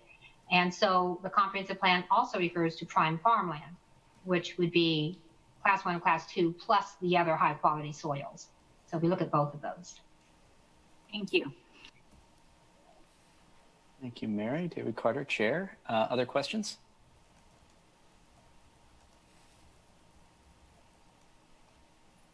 Commissioner Willie. Commissioner Willie. Can I say I'm surprised that we didn't hear from any neighbors? This is usually the sort of thing, I mean, this is the first public process we've had for lot splits in the county, and the idea was neighbors would always be upset that they didn't hear beforehand, and maybe just being part of the conversation and knowing was enough for them. I would ask Mr. Hansen, as landowner, did you hear from any of the neighbors that aren't here to speak publicly? Thank you for that question. I did speak to many of the neighbors, so they were aware of what we're trying to do. They see it the same way we do. It's compatible with the comprehensive plan. It's compatible with the neighborhood. I think we've had good neighbor relationships out there. They're all, I guess, supportive. Thank you, Commissioner Willie, and thank you, Mr. Hansen. I'm sorry, David Carter, Chair. Commissioner Sinclair. Thank you, Mr. Chair. Luke Sinclair, Planning Commissioner. One question for you, Mr. Hansen, just following up on your comments just now. Did you happen to speak to Charlie Sansom, who I think we had a communication from in the packet? I did not have a conversation. Ms. Miller indicated that that person was concerned about traffic, and I think she alluded to that in then checking with your planning people. The traffic, the roads, the structure supports the traffic. Luke Sinclair, Planning Commissioner, if I could have a follow-up, Mr. Chair. Yeah, please, please. I think one thing that caught my attention in the letter that Mr. Sansom submitted, Mr. Hansen, was that he sounds like he disputed that the landowners would be trying to use this for sort of niche style, small scale farming or agriculture, and it was just going to be purely residential. Is there anything to that? When you first asked the question, I thought you were asking, I know Mary shared with me that there had been a concern about traffic. I was not aware Mr. Sampson expressed concern about it being purely residential. We have already communicated with prospective buyers that, with the understanding it's all contingent upon your approval of this, and we have communications, and I've shared them with your staff, some excerpts from those communications. They're looking forward to what we call, she refers to it as niche farming. I refer to it as smaller scale, sustainable food production farming, and the intention with all of them is to have that activity. And that's the reason I thought that was worth mentioning, is I know as you look at your comprehensive plan and you identify the issues in there, one of the issues you identified in your comprehensive plan was increased food production. And so I think this is one of the reasons this is compatible. We know that the likelihood is great that this is going to enhance local food production. One of the things that I put in my narrative is a map of the growlawrence.org, and you see the different small scale sustainable food production farms in this area where this is. And so we're right in that cluster, and so there's the support already in the area for what these people want to do.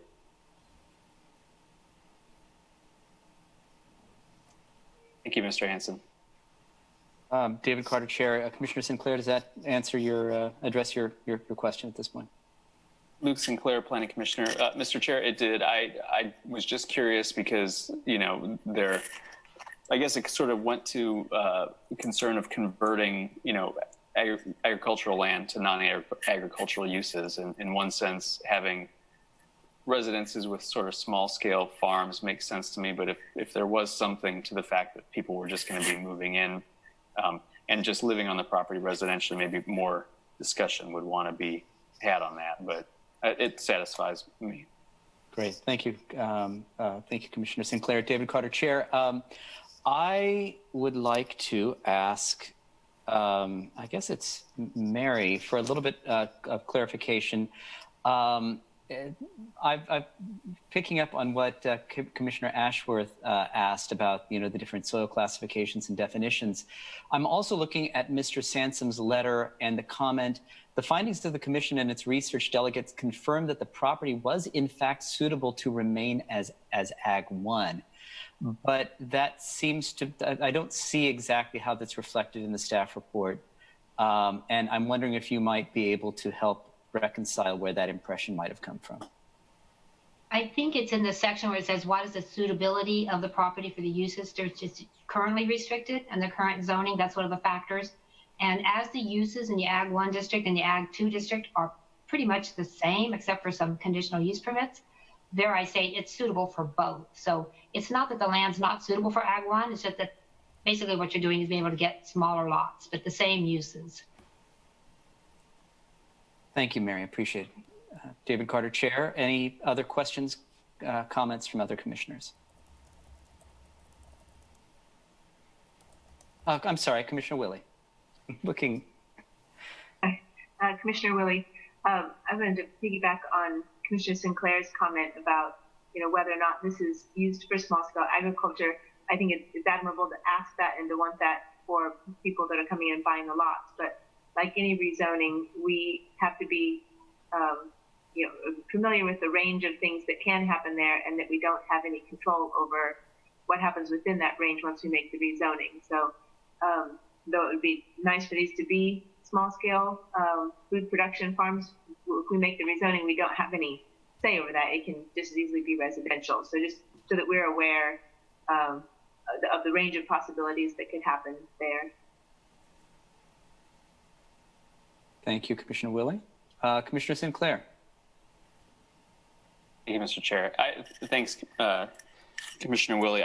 I appreciate that, and I think that's a good reminder. On that point, I guess, to the extent that something else could go in there, or maybe people would just purchase it and use it as residential development, I thought it was worthwhile seeing the graphic that Mary prepared that sort of plots out the other similar uses as this in terms of parcels less than 20 acres that are zoned AG. If those are being used for residential purposes, it seems at least we're meeting, if we approve this, that we'd be meeting goal 1.5 from chapter 3 that sort of seeks to cluster residential type developments in the rural areas at least. So, I mean, I guess I say that because I feel fairly comfortable with this particular request. Commissioner Willie? Commissioner Willie, I would agree with much of what Commissioner Sinclair has said. This is just as suitable for the agriculture that's there now, the hayfield and the crop ground, as it would be for smaller parcels. The reason that it bothers me less is because there's so many smaller parcels right around this particular intersection. So it's not, it's already a neighborhood. It's not breaking anything up necessarily. It does give me pause, just because this is the first one of its kind, the first one that we've had discussions of on this level. So that's why I was surprised not to hear from neighbors, whether they were for or against it. But this is, we're not going to love the splitting up the acreage, but I'm not thoroughly against it either because there's so much of it right around there. Thank you, Commissioner Willie. David Carter, Chair. Other questions, comments, observations from commissioners? Would anyone care to make a motion?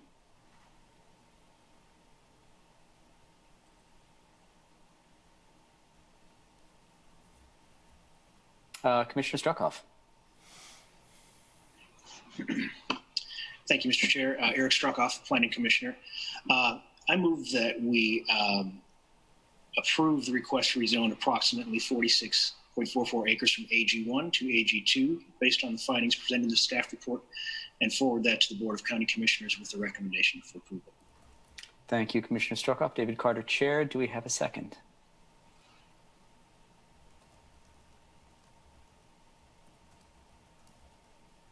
I'm sorry, Commissioner Butler, was that a hand motion?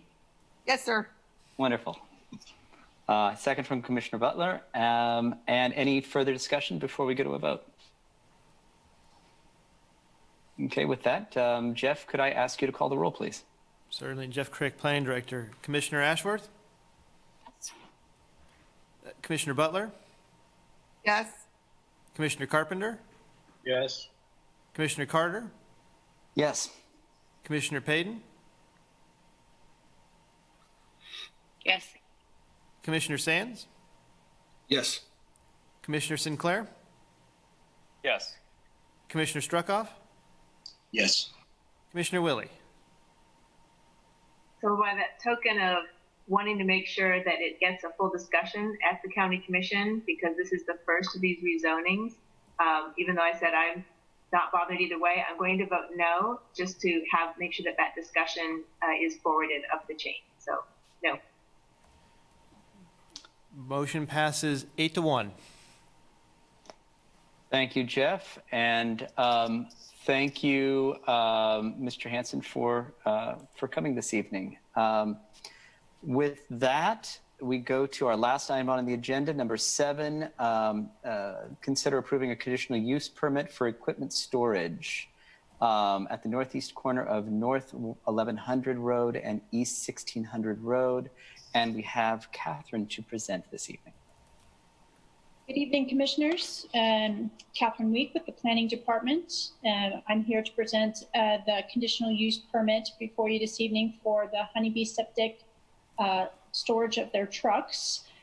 This proposal is located on a piece of property that is just north of North 1100 Road and is accessed off East 1600 Road. The current zoning for the property is AG1. And the property is located within Tier 3 growth area under the Comprehensive Plan 2040. And it is not located in a sector plan or have a designated future land use specific to this particular parcel. So in our review for conditional use permits, we go through the 8 criteria, one of which is the surrounding area, and the zoning in the surrounding location is primarily AG1 and AG2. To the northeast, there is some city zoning. It's GPI with floodplain overlay, and that encompasses the parcel, the very large parcel that takes up the City of Lawrence wastewater treatment facility.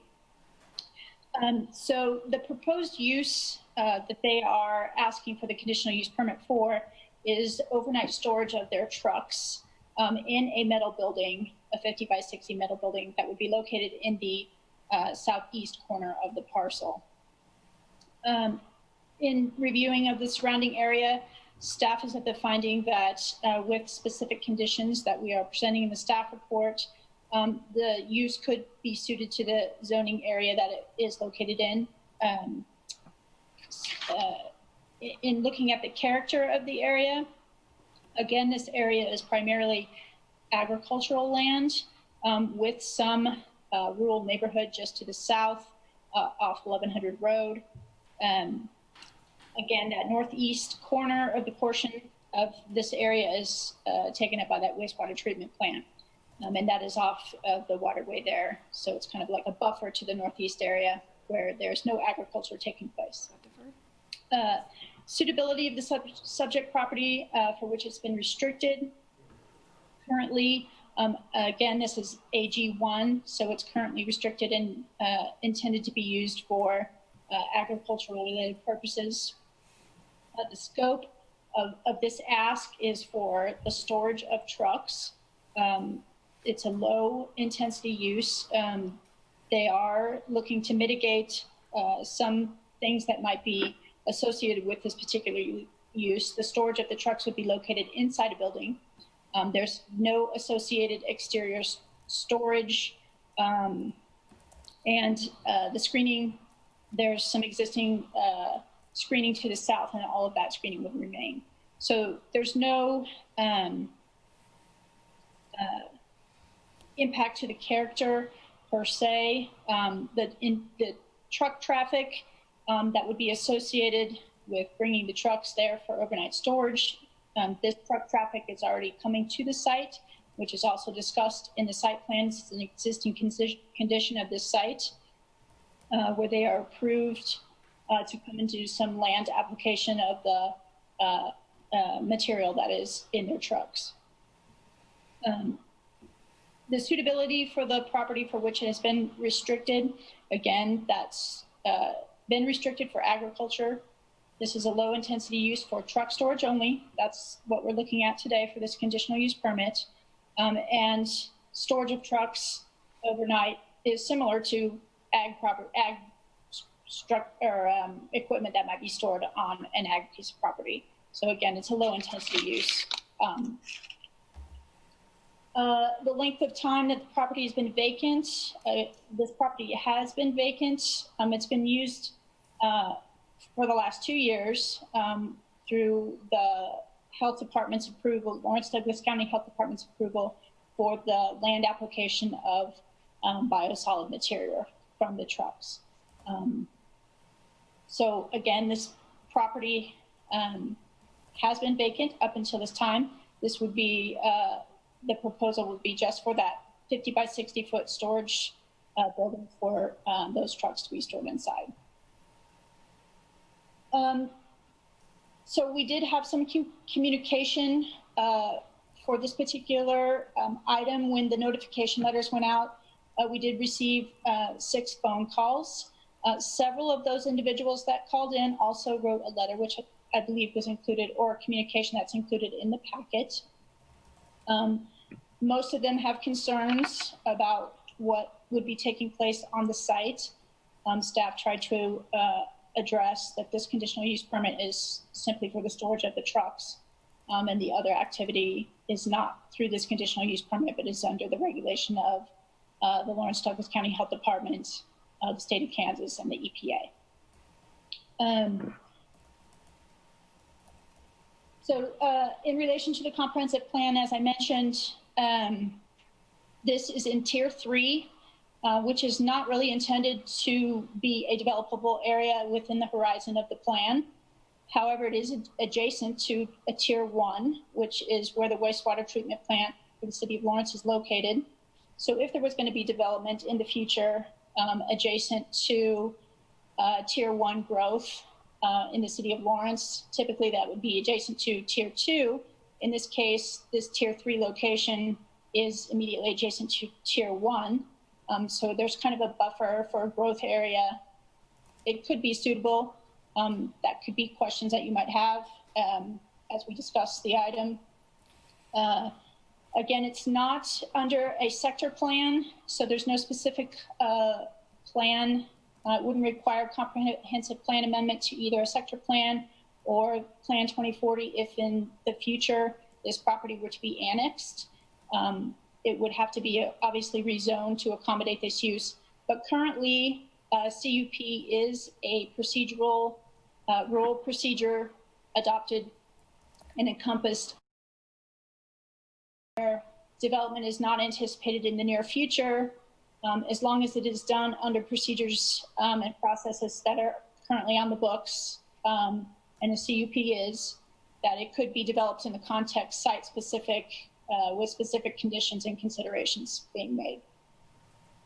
So in taking all of our criteria into consideration, staff's analysis came to the conclusion that it would or could meet the intent of the 8 criteria and could be a suitable use for this location. And so staff is recommending that you approve the conditional use permit with the conditions that are set out in the staff report. And I'd be happy to answer questions or talk about those conditions and any details that you might have.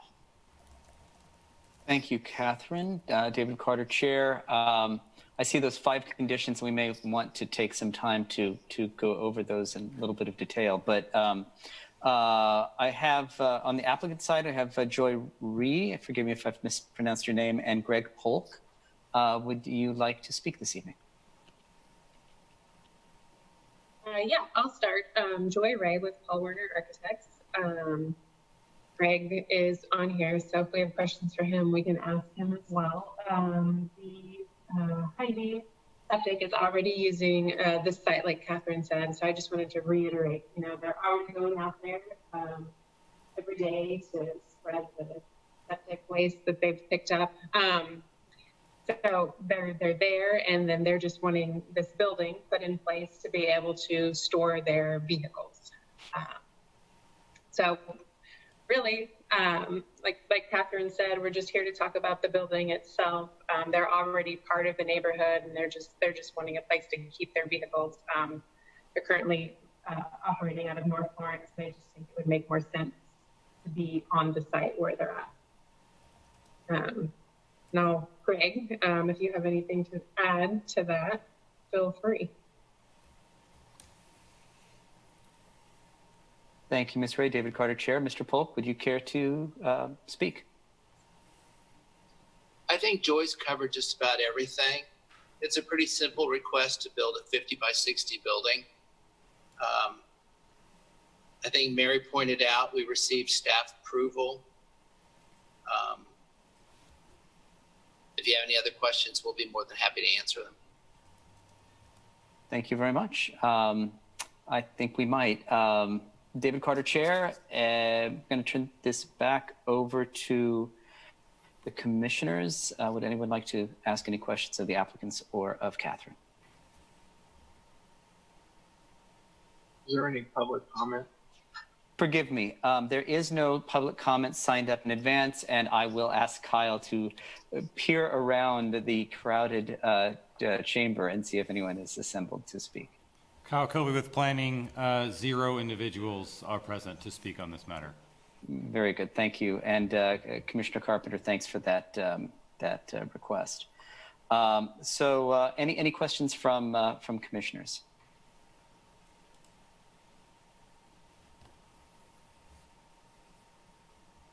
Forgive me, Commissioner Sands. I can see your hand.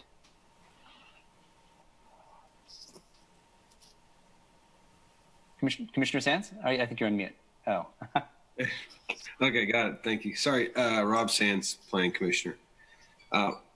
Question for staff, and if I'm not allowed to ask this, okay, but we have seen,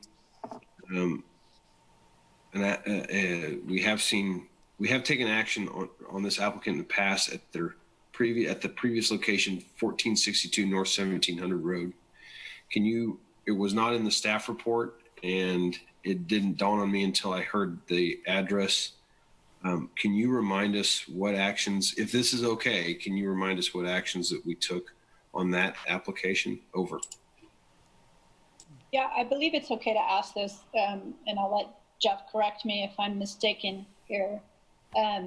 But so this particular staff report was analyzing the request at this location. So you had another conditional use permit application before you previously for a wholly other property in the North Lawrence, just at the north section of North Lawrence there, off, I think 1462 Road. So that action that was taken on that, it went before the Planning Commission, and then it went before the County Commission. They did move that on and approve that. So they are currently operating at that location, and they are storing what trucks they can at that location. And so they have conditional use permit approval at their current location. So they, I believe, and the applicants can correct me, I believe they would like to move their trucks to the location where they're actually performing the activities of their business, and then they can leave them at that site as opposed to where they're located now. Rob Sands, Planning Commissioner. Mr. Chairman, I have another follow-up question. Please, go ahead. For applicant this time. So is it intent to operate out of both sites, or is it intent to operate out of one site exclusively? Over. Yeah, the intent would be to operate out of the south of town site, the one we're currently looking at for the CUP. I think also important to note is the CUP for North Florence County Commission. It's only a 1-year conditional use permit, so it expires in October. And so once that's over, they definitely have to move somewhere. And so they've chosen this location since they're already there.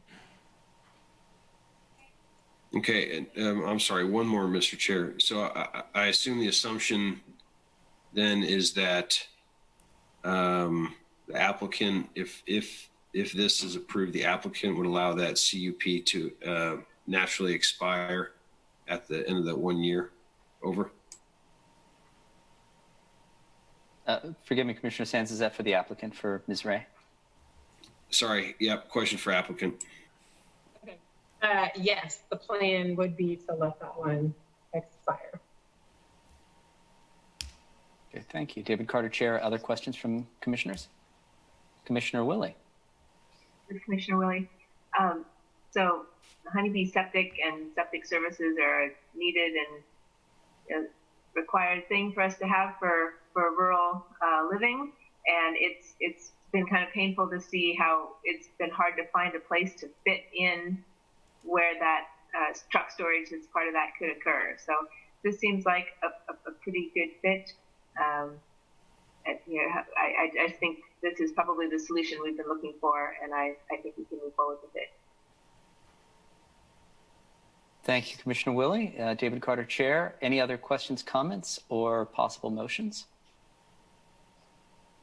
Commissioner Carpenter. I have a question for staff about the conditions placed on the CUP, specifically condition number 2, sentence number 1, that states that development for the storage of trucks should not be located in the regulatory floodplain. Why is it should and not shall? It can be shall. So I guess that's, so the gist of that condition is that there should be no activity period in the floodplain without having to go through the floodplain review process and any permits that would be required. So it can be shall if you would like to. I would request as part of any motion that may be made that we change that to a shall. That's very specific. There won't be trucks parked in the floodplain. Thank you, Commissioner Carpenter. David Carter, Chair. Other questions? Anyone else want to look specifically at these 5 conditions?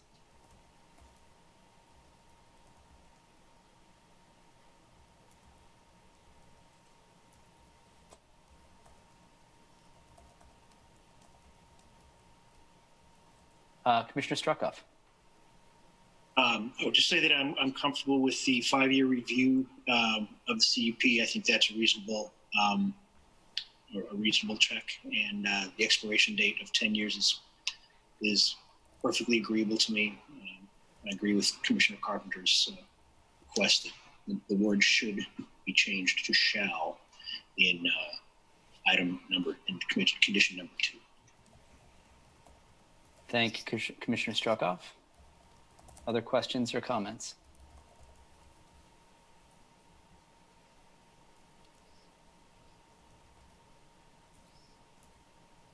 Commissioner Struckoff. I'd like to make a motion, if I may. Please. Eric Struckoff, Planning Commissioner. I move that we approve the conditional use permit for equipment storage located at the northeast corner of North 1100 Road, subject to the conditions 1 through 5, specifically condition 2, that development for the storage of trucks shall not be located in the regulatory floodplain. And that's it. Thank you, Commissioner Struckoff. David Carter, Chair. Do I have a second? Commissioner Carpenter, by hand motion. Any further discussion before we go to a vote? Okay, with that in mind, Jeff, could I ask you to take the roll, please? Certainly. Jeff Crick, Planning Director. Commissioner Ashworth? Yes. Commissioner Butler? Yes. Commissioner Carpenter? Yes. Commissioner Carter? Yes. Commissioner Payton? Yes. Commissioner Sands? Yes. Commissioner Sinclair? Yes. Commissioner Struckoff? Yes. Commissioner Willie? Yes. Motion passes 9-0. Thank you, Jeff. So we have 3 items on our agenda that are deferred. So I'm going to go straight to Section D, miscellaneous old or new business. Do we have any other business to consider at this time?